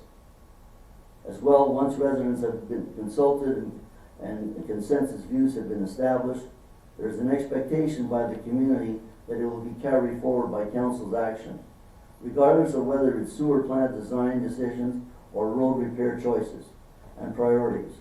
The community needs to be assured that our tax dollars are being properly expended for the best value with our stated priorities kept in mind. In short, there needs to be a large dose of accountability injected into our management and oversight processes at all levels within our municipal offices, from the senior staff downwards then towards and upwards towards council. We especially want to be assured that council's direction is being followed by staff, and that authorities issued from this office are not in violation of higher legislation. That work performed is carried out to acceptable industry standards and never compromised for expediency's sake. For that reason, and given the significant controversy surrounding the Hamilton Woods Development Project and wastewater management that is the thrust of my presentation this evening, I would like council to consider passing a motion to ensure that Brighton Municipality will not knowingly issue any further development approvals to a developer of any size or magnitude while there are known existing outstanding federal, provincial, or municipal requirements that are yet to be fully met by the Brighton municipality, and that no new or additional approvals will be granted to a developer who has yet to fully comply with all requirements of previously issued municipally awarded approvals for that project. The intent of this motion is self-evident. However, if council chooses not to take this positive administrative action, you can certainly expect that Brighton citizens and residents will eventually be forced to look to higher authorities for a proper resolution through a formal complaint process. I'm not pointing the finger at anybody and never intended to, but I'm talking in general terms on a macro level, and some of it picks up on some of the micro elements that the previous speakers had addressed. I'm talking in terms of control by council and performance maintenance standards by staff, and some oversight of it and accountability to ensure that what is supposed to happen does happen. Give us that confidence. Thank you for allowing me the time to voice my concerns this evening regarding the affairs of council and matters affecting this community. I thank you very much for your time. Thank you very much, Tony, for your very detailed presentation this evening. Are there any questions of clarification from council to the presenter? Mr. Marinello? Yeah, excuse me. Thank Mr. Soulis for taking the time to prepare this presentation. I agree with all that you say in here. I think that for too long, you've offered to have had the run of this town, and it's gone on too long. My question, and it kind of goes to what you suggested in the motion, I have a question for Mr. Ashton, if I can ask. Go ahead. Yeah. My understanding is that there was a stop work order put on the Stallwood subdivision at one point. Okay, what happens to the Stallwood subdivision? So there was a stop work order on Applewood Phase 2. Not Stallwood. Yeah, understood. And what were the circumstances around the stop work order? There was a complete draft plan of subdivision application submitted. The applicant signed a letter stating that he was going to enter into a pre-development agreement, and some alterations of land occurred in the meantime. So we did the stop work order at the direction of Mr. Watson, our CEO. Okay. Go ahead, CEO.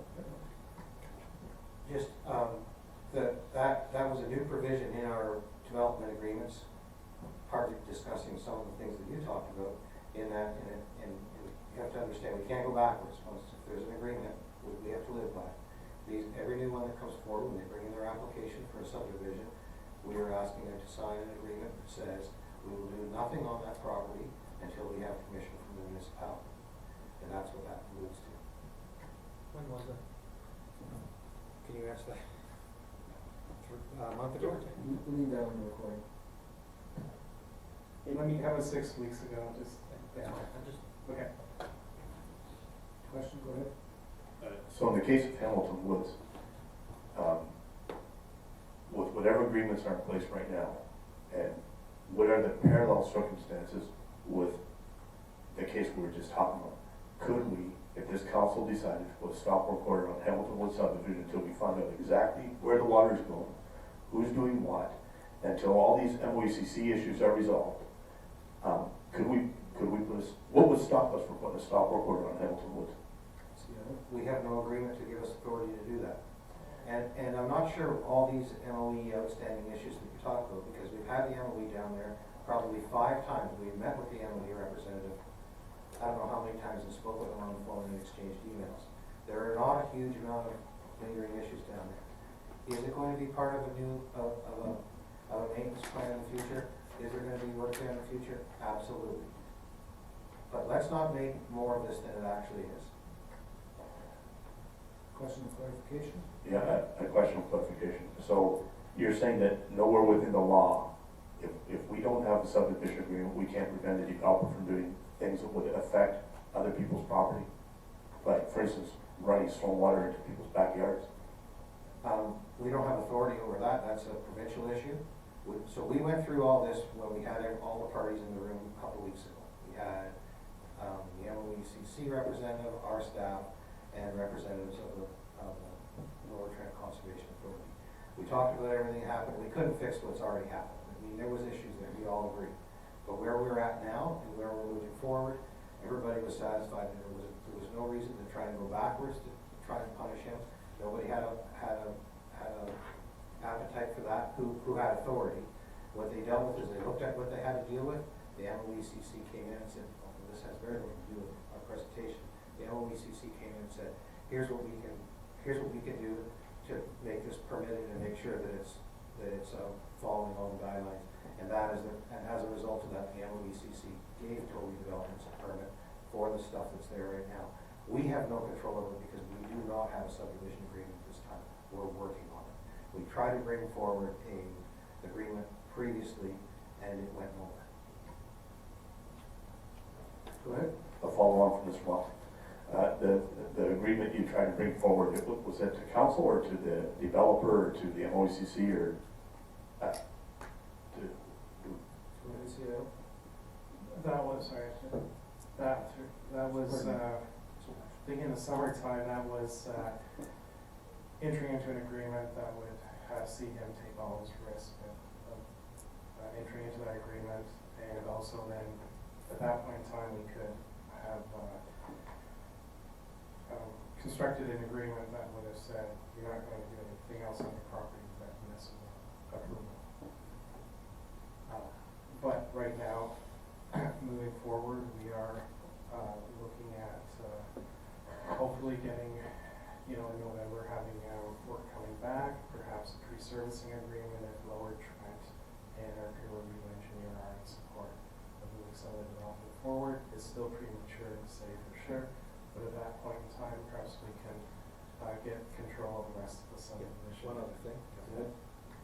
One other thing to add to that is we have, as you mentioned, we're not happy that Raglan Street sits there discontinuous. We've been in discussions with there's 2 developers involved and the main engineer to try and bring that forward, regardless of what happens to the bigger Hamilton Road. I'd like to see that happen soon. Mr. Watson, do you have a time frame for that? We've had some discussions with them, and Mr. Ashton may be able to fill in some more details on that. We're waiting. We have the engineering drawings, but we're waiting for Lower Trent and our peer review engineers' comments to see if they're supportive of this moving forward at this point in time. Thank you, Tony. Thank you. Mr. Ostrander? Thank you, Mr. Mayor. With regard to the, and thank you, Mr. Soulis, for your presentation. With regard to the suggested motion, I just want to go over some of the words. I think maybe we already have policy in place that would cover this, specific to further development approvals. So we wouldn't issue any further development approvals to a developer of any side, blah, blah, blah, with known or existing outstanding federal, provincial, or municipal requirements. We just wouldn't do that anyway. I think that's part of our policy, but I just would like to hear that that's in fact the case, more or less. Mr. Ashton, go ahead. I'm not exactly sure what that statement was alluding to. I'm sort of assuming that it might be dealing with previous phases, when a developer has previous phases. I'm just guessing. It's the onus of the municipality to ensure that each phase is meets the requirements, that we collect the proper securities, that it stands on its own. So phase one stands on its own. If they want to move to phase two, that has to stand on its own.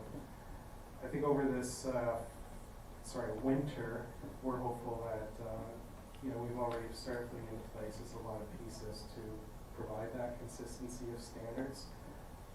Obviously, we're challenged by resources at the staff level, but we're hopeful that we'll start seeing some of that come to fruition, and some of our application forms fully updated, some engineering guidelines and standards that are standardized for the municipality come forward as well.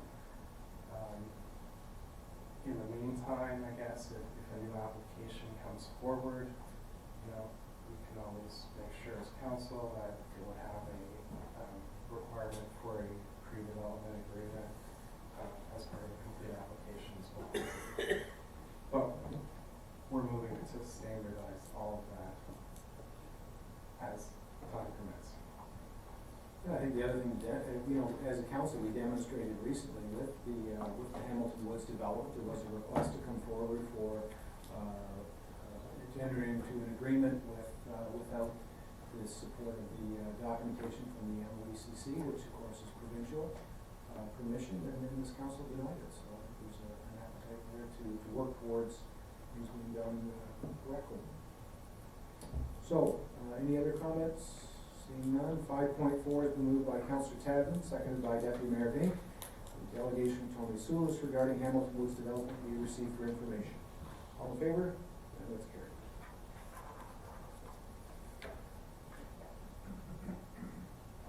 Okay, that ends our delegations this evening.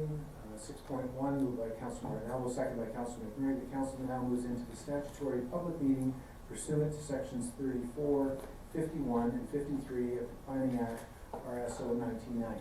All in favor? That's carried.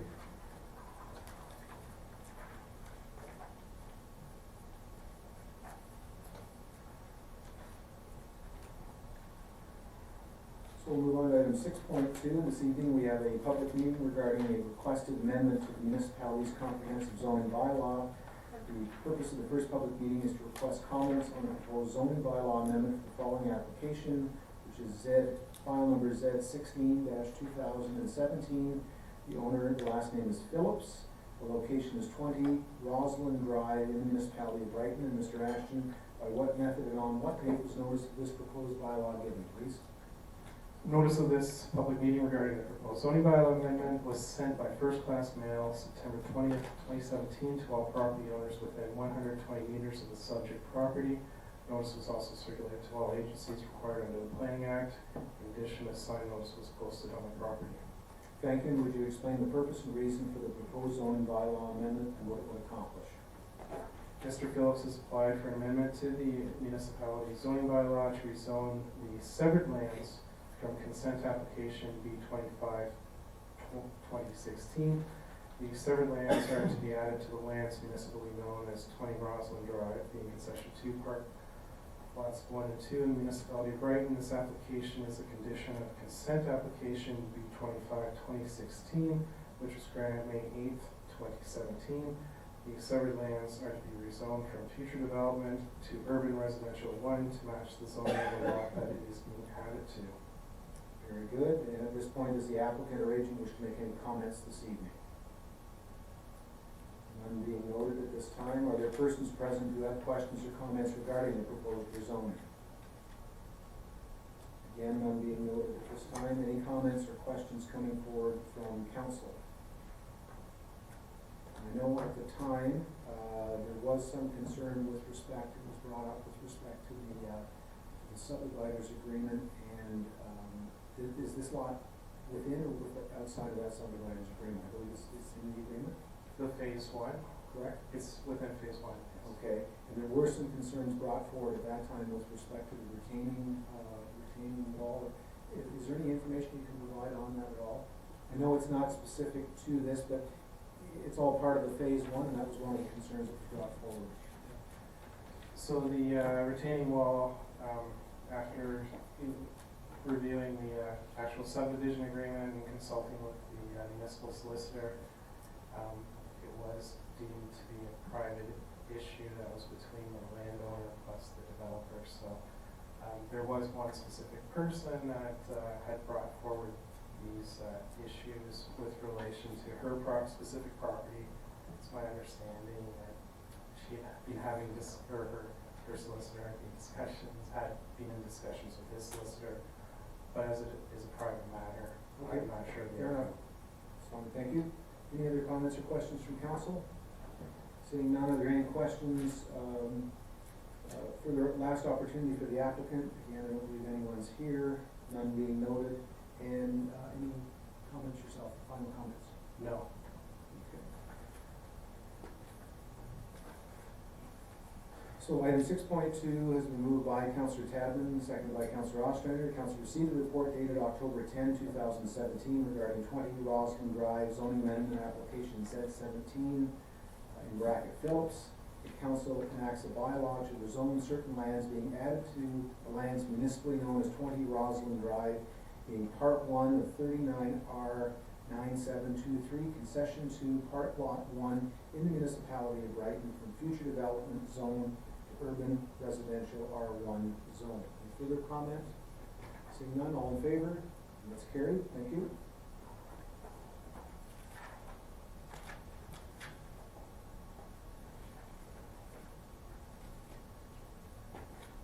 Now move on to item 6.3. We have a public meeting this evening regarding a requested amendment to the municipality's comprehensive zoning bylaw. And the purpose of this public meeting is to request comments on a proposed zoning bylaw amendment for the following application. The file number is Z18, 2017, and the owner applicant is Lake Lever.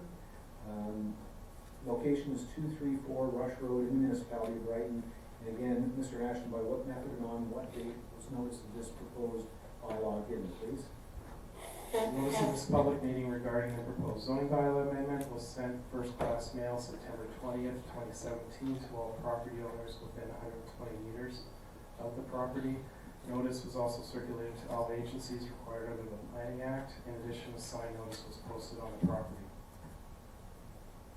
Thank you, and at this time, would you please explain the purpose and reason for the proposed zoning bylaw amendment and what it will accomplish?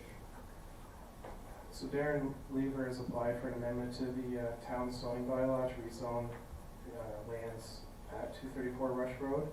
The purpose of the proposed zoning bylaw amendment is to rezone the subject lands from rural residential to rural residential exception 45 to reduce the required exterior side yard setback of Rush Road from 14 meters to 6.7 meters for a proposed attached garage, which would be used to store a boat, ATV, and to work on their personal vehicles.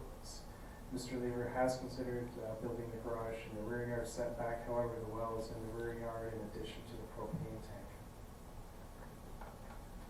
Very good, and at this point, does the applicant or agent wish to make any comments this evening? None being noted, are there any persons here who have questions or comments regarding the rezoning?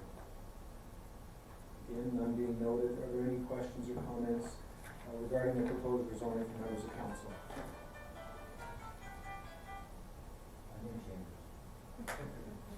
Seeing none.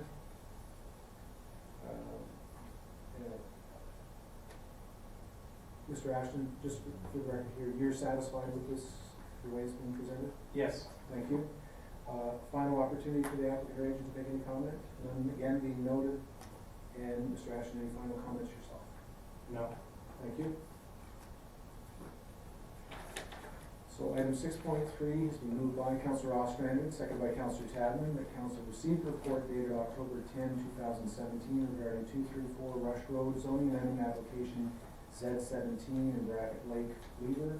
The council enacts a bylaw to rezone certain lands municipally known as 234 Rush Road being concession for Part Lot 31, Part 1, 39R 9220 in the municipality of Brighton from rural residential zone to the rural residential exception 45 or RR 45 zone. Any other comments? All in favor? And that's carried. Thank you.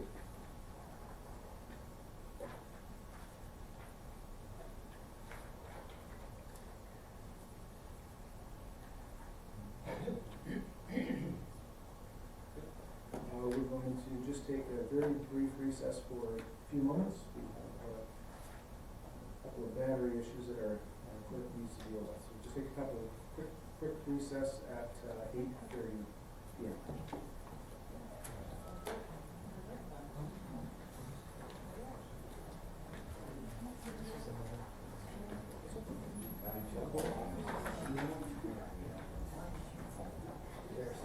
That's for the door downstairs.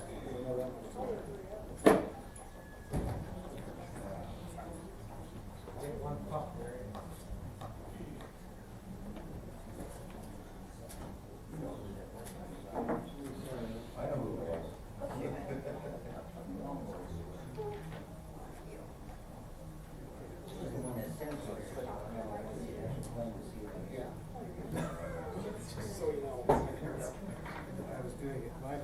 Yes. It's 8:03 and we're ready to reconvene our meeting. We'll continue on. So we'll now, 6.3 has been moved by Councilor McMurray, second by Councilor Martinello. The council now moves back into the regular session of council. All in favor? That's carried. So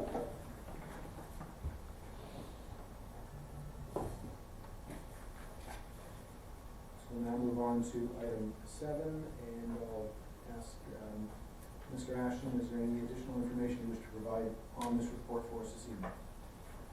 I was just going to give a quick overview. The application had previously been at the August 23rd meeting, where several neighbors expressed concerns with the application. Concerns included the location of new driveway entrances, whether new entrances would be close to the intersection, and location of trees that were between the subject property and a neighboring property. The application was referred back to staff. I know they're in the audience tonight. There are some neighbors as well as the applicant. Council wanted to entertain any comments at their discretion. The owners of the property did revise the application sketch, and they identified a number of items, including that these trees along the southwest property line were actually on their property line. They did agree to a 4.5-meter setback from the southwest line to follow the side of the drip line of existing mature trees. So staff also consulted with Public Works and determined that the existing driveway entrances were a safe distance to the intersection and do not need to be moved. There was a comment about ponding in the rear yard. The applicant had stated that this was a problem with a underground sprinkler system that the current renters had accidentally turned on, causing the issue, and this has since been resolved.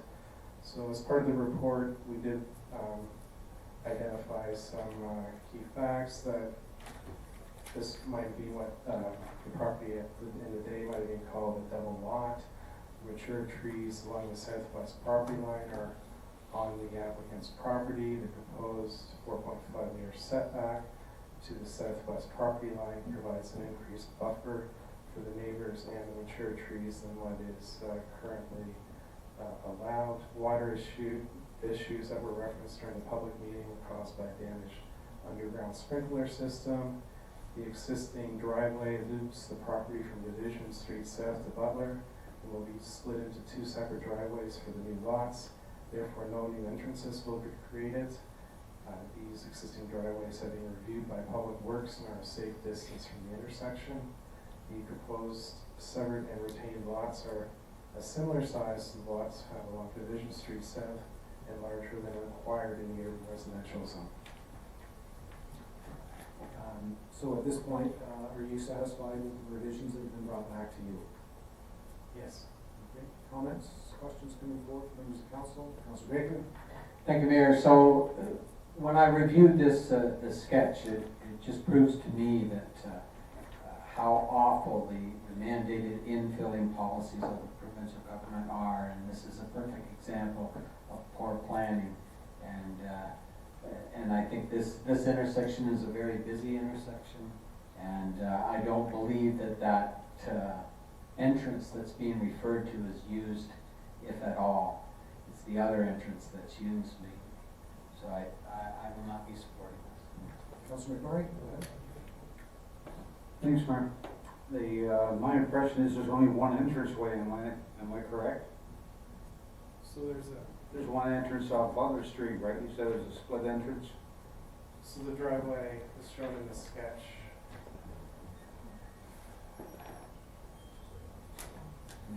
So in the sketch, it shows that the entrance is off Division and loops over to Butler Street. So there's another entrance off Division Street? Yes. Okay. That's what the existing house would utilize.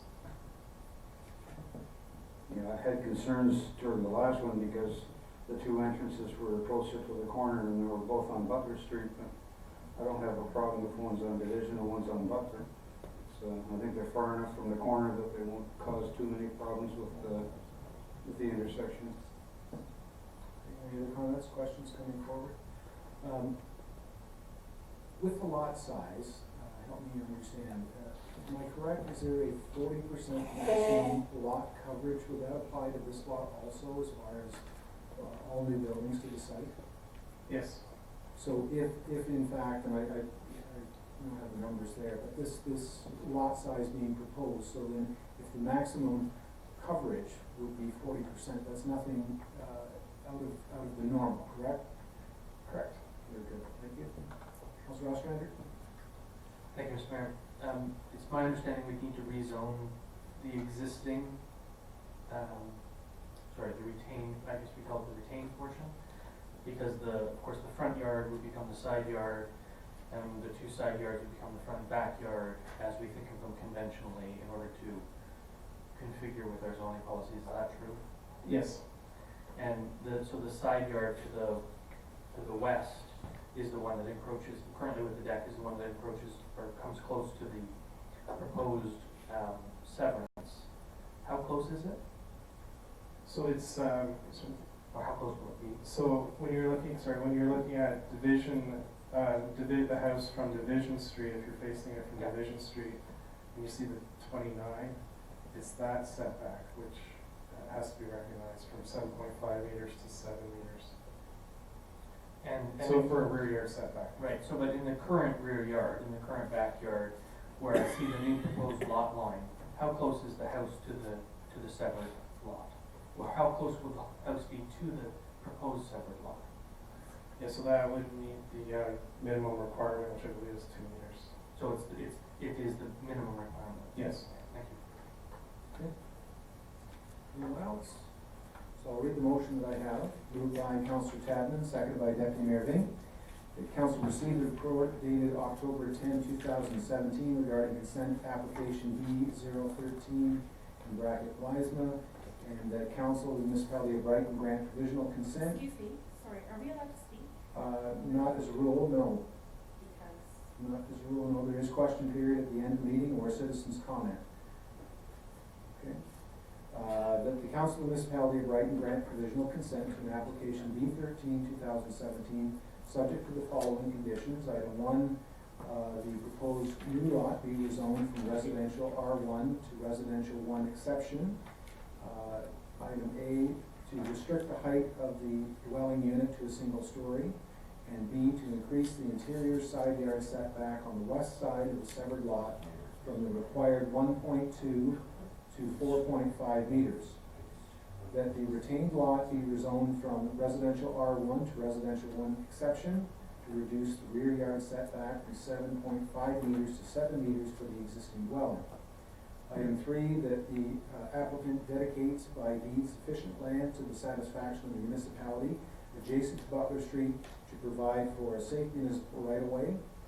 Item 4, that the applicant remove the existing deck and sections of the driveway as indicated in the revised severance sketch. Item 5, that the applicant disconnect the section of the underground sprinklers that are on the severed lot from the system on the retained lot. Item 6, that cash in lieu of parkland in the amount of $500 be given to the municipality. Item 7, that all taxes on the severed and retained parcels be in compliance with municipal requirements prior to the deed being stamped. And finally, item 8, the 3 paper copies and a digital copy of a registrable survey and the appropriate deeds be prepared and deposited with the municipal clerk within 1 year of the granting of consent. At this point in time, based on that interruption, I would ask council if they would wish for any members of the public to come forward and question at this point in time. You're welcome to come to the microphone and identify yourself.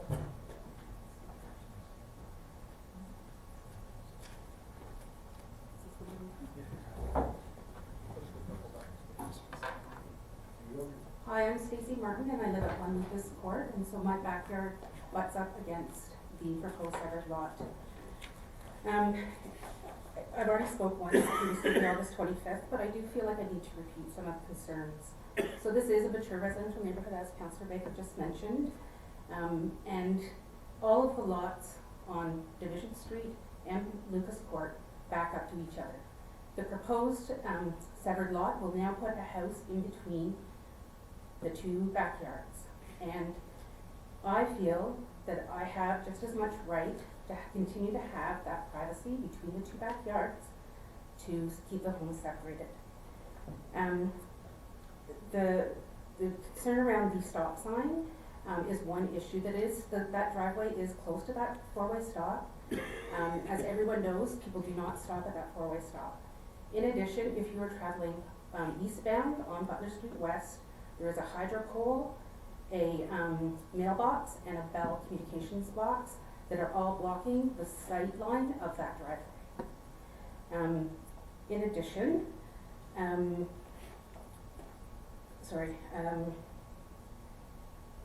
I also feel that, we came August the 25th to express our concerns, and on September the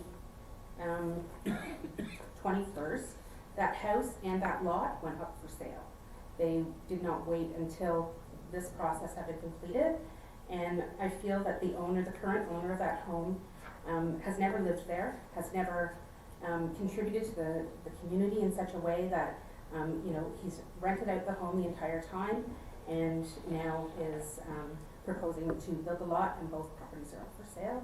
And we, the neighbors, are left having to live with this new place being built in our privacy of our areas. That's it. Thank you. Any other comments wishing to come forward? Go ahead. I'm the owner of 9 Division Street. Will you come to the microphone, please, and identify yourself? My name is Mariette. There we go. My name is Mariette Balsma. My husband and I, Dave, my husband's at home. We both own 9 Division Street. We're from Coburg. We bought this property as an investment for rental property. In consideration, I don't know what to do. I've answered, does everyone have copies of I don't have to go through all this, like with answering everyone's concerns of letters that the neighbors have, where I never have met you guys, I'm sorry. I guess for the 3 things that you addressed, did you have it in your letter that I received? Or is this new concerns? I don't know what I received, there's one from Stacy Mason. yes. Do you want me to go through everything, or is that necessary? I don't know. Why don't you just read who it's from and just run through the letter? Okay. I was informed by the town council with the first meeting that all the letters that have been presented, and that's where I gave everything response to those letters. In Stacy and Jason Martin letter, do you want me, I'll respond to all their concerns, I guess. For the first concern, the easement on Butler Street is in 3 meters from curb, which is indicated on the map. Does everyone have the map? Yes. Okay. There is still enough frontage according to Brighton Township laws. The driveway that is on Butler Street, that enters onto Butler Street, is 70 feet away from the stop sign and has not been a problem all these years. My renters, Peter and Linda Day, that are here, they use both the driveways every day. They loop it, whether they're coming from whatever street they're coming from, Division or Butler, they use it all the time. As far as the pole in the mailboxes, I used it myself when I've come onto the property. You can see good when you're in your car on the driveway going out. And also my landlords they've been living there for about 6 months now. Year. Okay.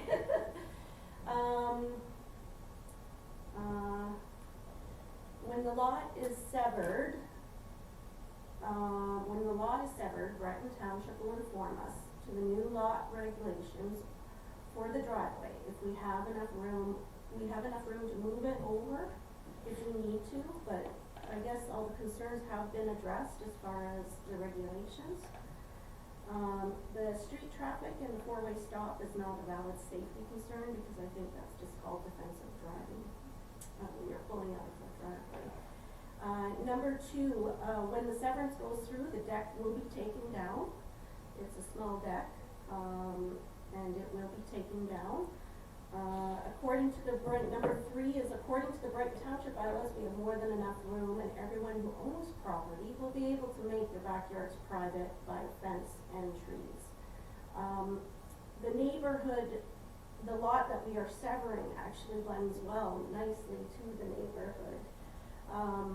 There's going to be 15 feet where the trees are. There's going to be 15 feet in, and from the other house on the Division Street, 14 feet. And 25 feet in the backyard if you have a proposed of a minimum of 1,200 square feet. We sort of went on the property, and Judy, from Judy Jeffrey, we put nails, sort of placement of a house that would be 30 feet by 40 feet on the property, and gave all the necessary, and it's a flat land, anyway, so I don't know if we're going according to what we're allotted. Number 4, the 3-meter right-of-way on Butler for both homes still accommodates bylaws. Each property has enough designated space. Number 5, the proposed lot severance will be 1,200 square feet bungalow minimum and can be bigger according to Brighton Township bylaws, which is, as we all discussed, 40% building on this lot. If whoever we sell it to will accordingly go to the bylaws, right? For drainage and everything, as far as anyone who is going to build a house. So my question is, just for clarification, will the existing garage building that's there be part of that calculation? So I think he just kept the garage there because he thought it would be a nice asset. I think the people that maybe purchased that property, if consent is granted, may decide to tear it down or move it to the back, but it would be part of the 40% calculation. Okay, so if it remains, it's part of the calculation. Right. Thank you. Go ahead.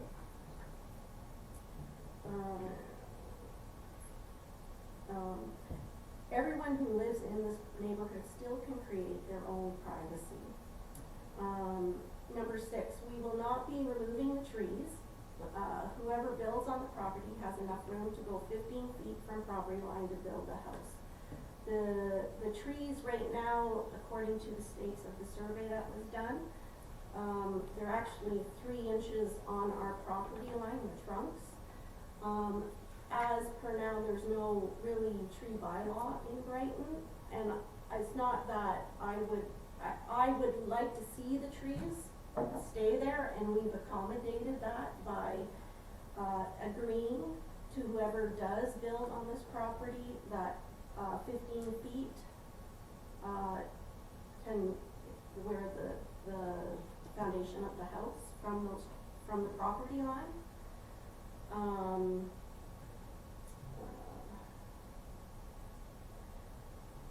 The trunks, okay, we can have an agreement signed with Brighton Township to keep the trees and only a 1,200 square foot minimum bungalow or more according to the bylaws in place, 40% coverage, mind you. Whoever wants to build on this lot will have to follow the agreement. Number 7 is the drainage will be addressed per building application, also the length of the house. As far as, and that is addressing 2 of the letters, 1 through 5 had the same, the other letter was from John and Elaine Brown for Lucas Court, and they had the same 1 through 5. And then, of course, I acknowledged John and Stacy and Jason Martins, the 6 and the 7. Now, David and Margaret Monroe, I've addressed their letter. This lot does not have an ongoing water problem. Since we have owned this property, we have never had water on the lawn for an extended period of time. The previous owner had an underground her sprinkler system, and we did not hook it up,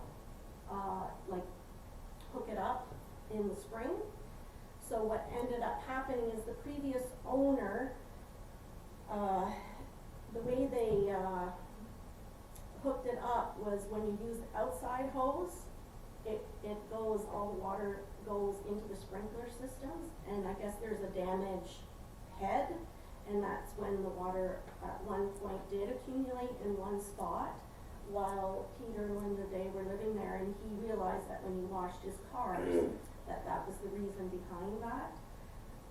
So we are going to make the shut-off a different shut-off, so it's not one hose. So if anyone who wants to use the outside hose will not run through the sprinkler system. Plus, we're gonna not have it going, and we're gonna it's already disconnected.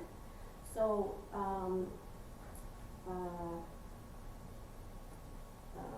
okay. I do have photos that actually, before these letters have been received on May 20th from Peter and Linda Day of the house for us. And I don't know, I haven't given those pictures, but if anyone wants to look at them, this is May 20th, 2017. There's no water on the lawn. And also, if you go to Google Mappers, Earth, and you look at the photos there, I think it was before we actually purchased the house, the roof, there's a band roof, and they had to put a new roof before we took the house over, and you could see through those pictures that there's no water on the lawn that's staying or in that. I guess too, we have put, what happened with the house going on the market, we have 90 Division Street on the market right now, and accidentally they put on the lot, which they took off the next day. I talked to Judy Jeffrey about that. I called the town and said a mistake was made with taking it off. And as far as the selling of 90 Division Street is stated in the agreement that upon approval, or, you know, of, yeah, of that. I think, did I address everything? Yeah, yeah. Bring your husband back here. Yeah. Okay, so thanks very much everyone for your comments. We'll go back to the motion at hand. So I've read all the different conditions that are forthcoming. Now, through these conditions, I'll ask, there has been some, through Mr. Ashton, there has been some comments with respect to the trees. Obviously, nothing is really in here. How do we ensure that takes place, and the general location of the building on this lot, should this be successful this evening? Tree protection is always a tricky question.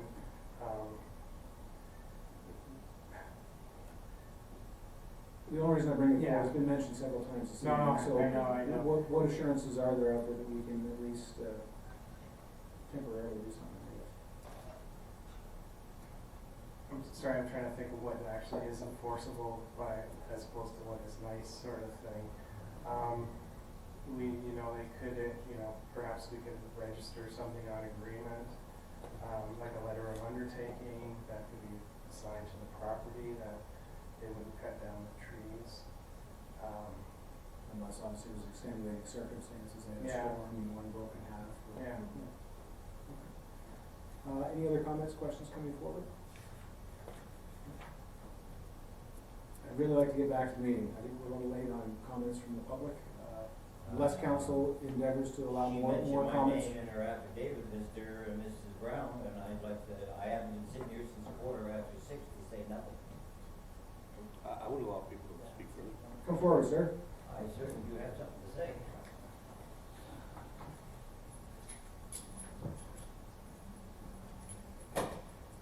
Thank you, Mr. Wallace, I appreciate this opportunity. I'd just like to, kind of address some of the comments that were just made, and specifically, the only house in the neighborhood now, as has already been mentioned, will be built in a backyard. Why don't we allow everybody to put a house in the backyard? I don't know why, but anyhow, the driveway situation, it is horrible. I use the driveway 5 or 6 times a day, did for 4 years.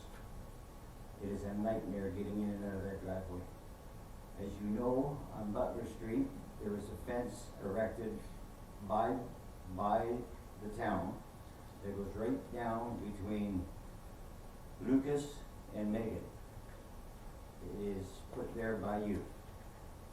And you cannot see around that fence. It is 8 feet high. You cannot see around that fence, and I didn't for 4 years.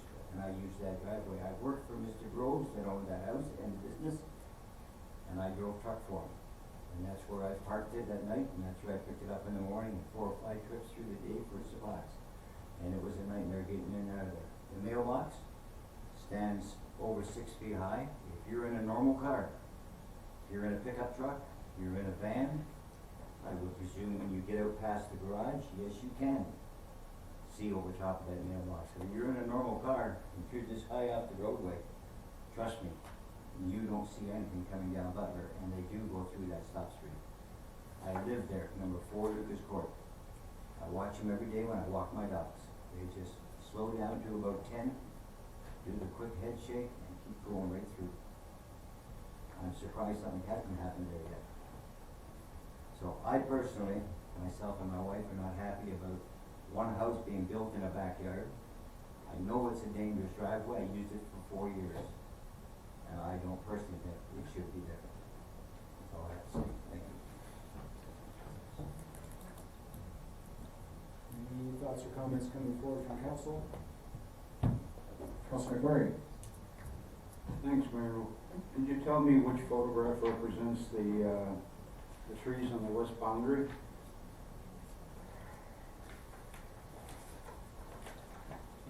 I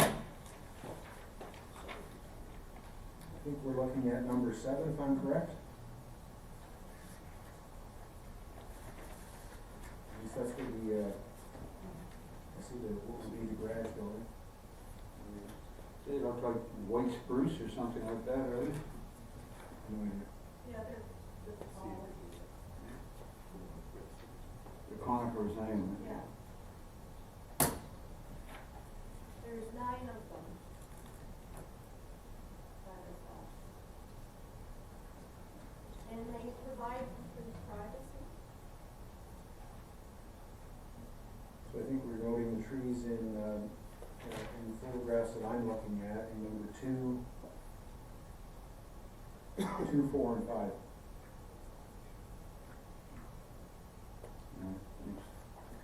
Any other comments coming forward? All in favor then? Can I have a recording vote?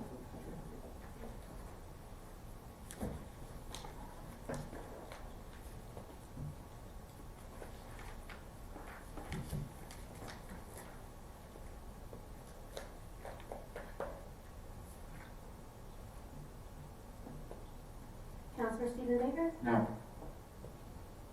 Councillor John Martinello? No. Councillor Roger McMurray? Yes. Councillor Ryan Ostrander? No. Councillor Mary Tadman? Yes. Deputy Mayor Marvin? Yes. Mayor Mark Wallace? Yes. It's carried.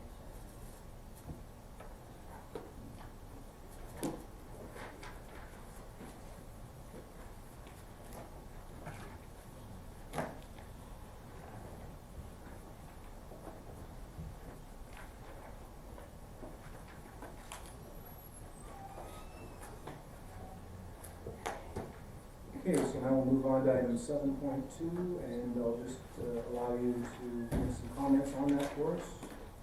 Mr. Ashton, if you could. This was with regards to Council Resolution 2017-661.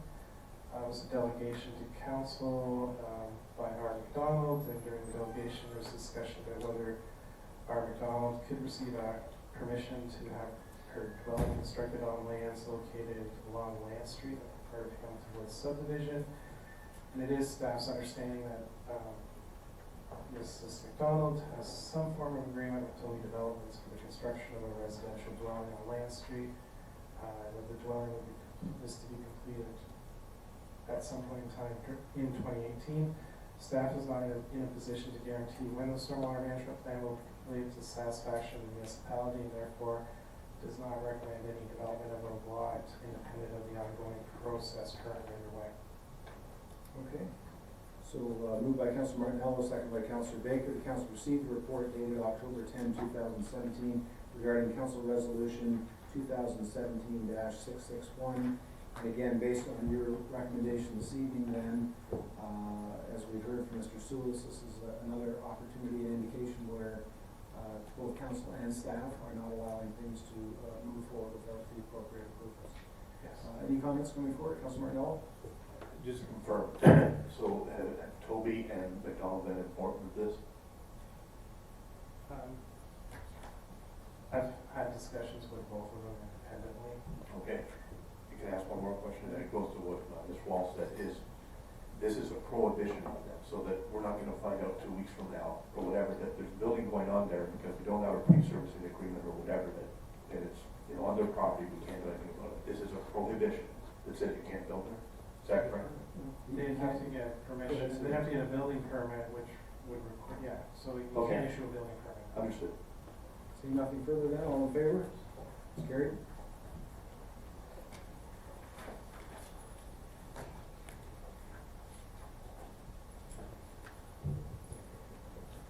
So we'll move on to item 9.1, moved by Councilor McMurray, seconded by Councilor Tadman. The council gives the bylaws first, second, and third reading, finally passed this date.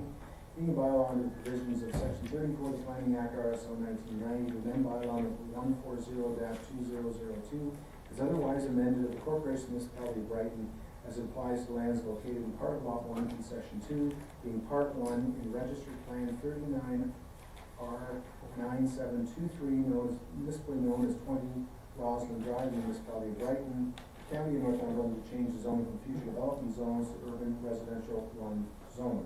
All in favor? It's carried.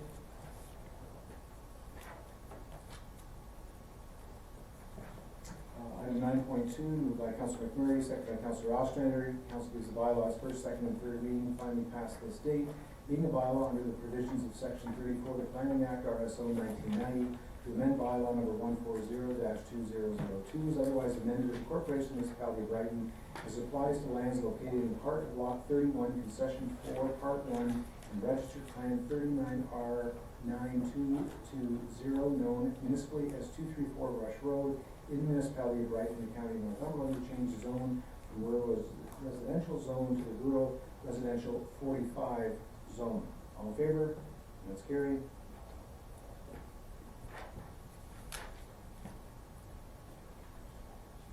On to item 9.3, moved by Councilor McMurray, second by Councilor Martinello. The council gives the bylaws first, second, and third reading, finally passed this date. Being a bylaw to authorize a temporary road closure for Prince Edward Street from 8 a.m. to approximately 8 p.m.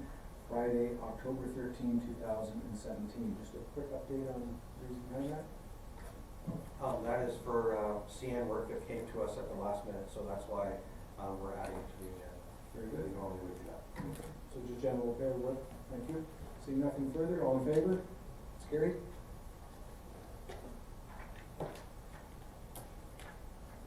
Moved by Councilor Ostrander, second by Deputy Mayor Vink. Council of the bylaws first, second, and third reading, finally passed this date. Being the bylaw authorized the deputy clerk and the mayor to execute the appropriate documents and deeds to transfer title of municipally owned property, being Part Lot 34, Concession B, Parts 2 and 4, Plan 39R133559, municipally of the Municipality of Brighton, to Steve Crow Excavating Limited. CAO, just an update there. Your Worship, that's just housekeeping. This is something that's came to council twice before, I think, and it involves the sale of a part of the industrial lands to Mr. Crow. Thank you. Seeing nothing further, all in favor? It's carried.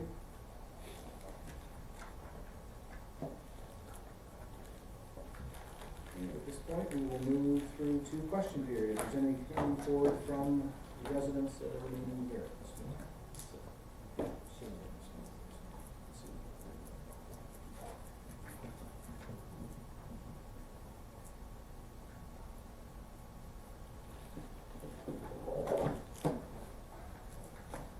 Jefferson, Brighton, Hamilton Woods, condos.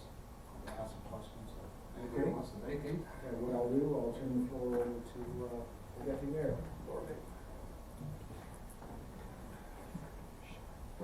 Do we have two other councillors want to remain, or?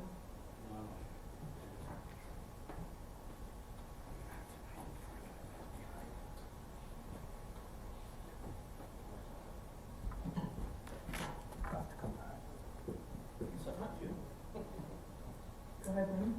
I noticed on the drawing, they were comparing townhouses to condos. The parking went from 26 for the condo to 38 for a townhouse. We're going 3-story to 2-story, and the parking goes the opposite way. Doesn't make sense to me. The zoning bylaw has a different requirement for parking ratios for townhouses or whatever versus apartment buildings. The theory behind it would be people with less cars than apartment buildings. And maybe people that are more, have more cars than the townhouses. So, Old people like me shouldn't have 2 cars. That's what you're saying. well, no, perhaps there's families that would be interested in living in those townhouses, so they might have, two cars with kids. So, if I may? Go ahead. So the number of units remains the same, Yeah. and the square footage is roughly the same. That's my understanding, yeah, but without getting into too many details. So we're going from 3 stories to 2, footprint staying the same, and we've got same number of units.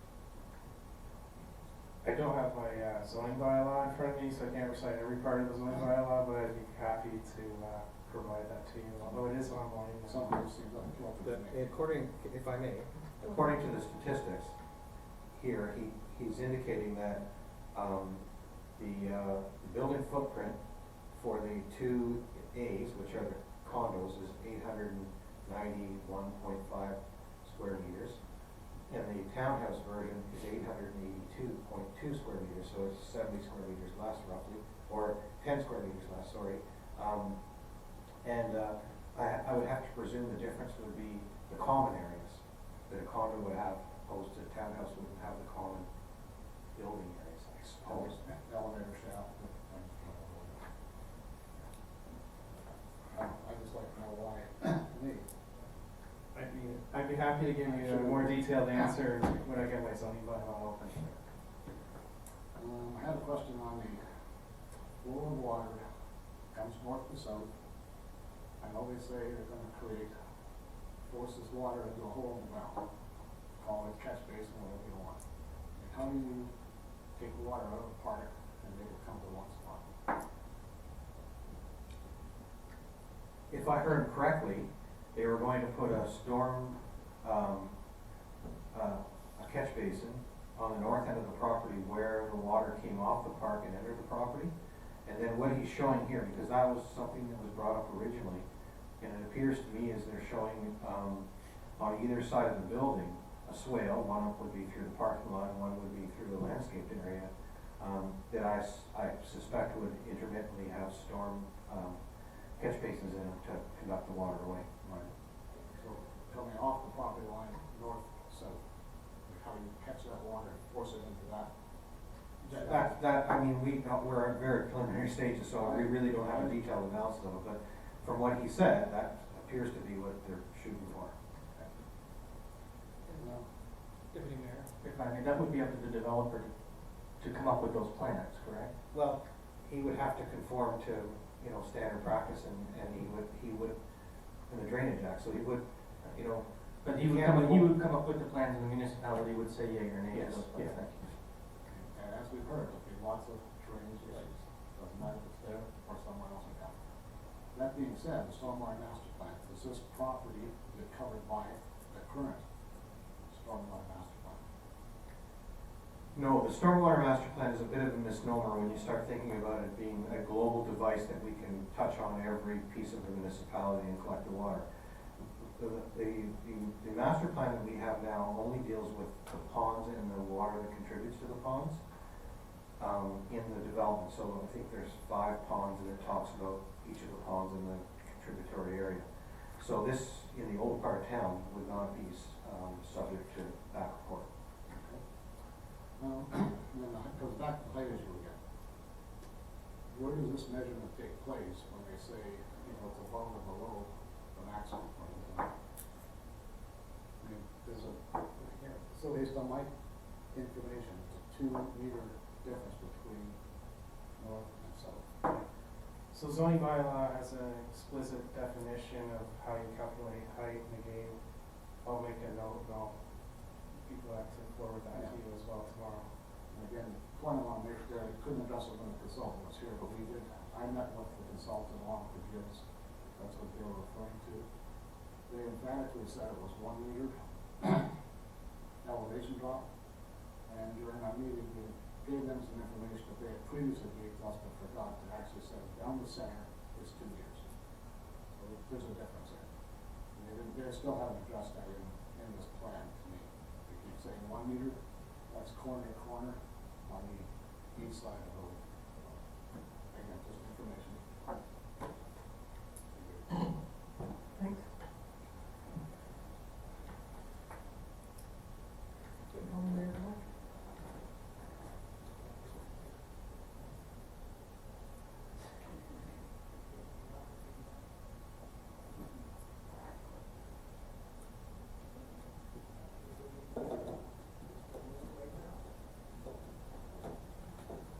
You willing? Okay, you need to hear it.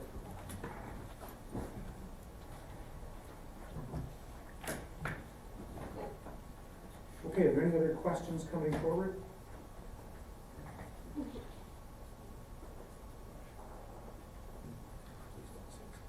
Thank you, Mayor. Just a question of clarification regarding the Prince Edward Street closing.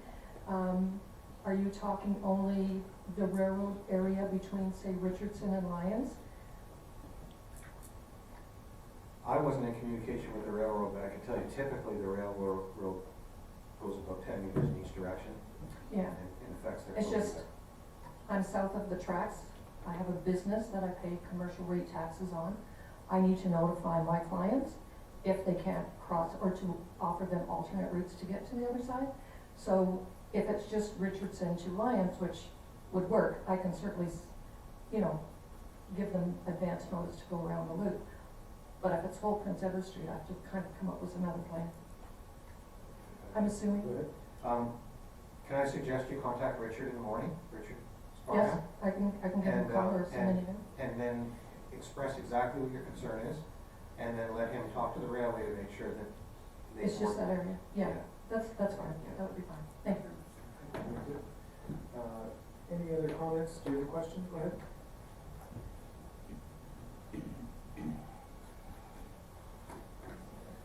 Robert Collins, 24 Foxton.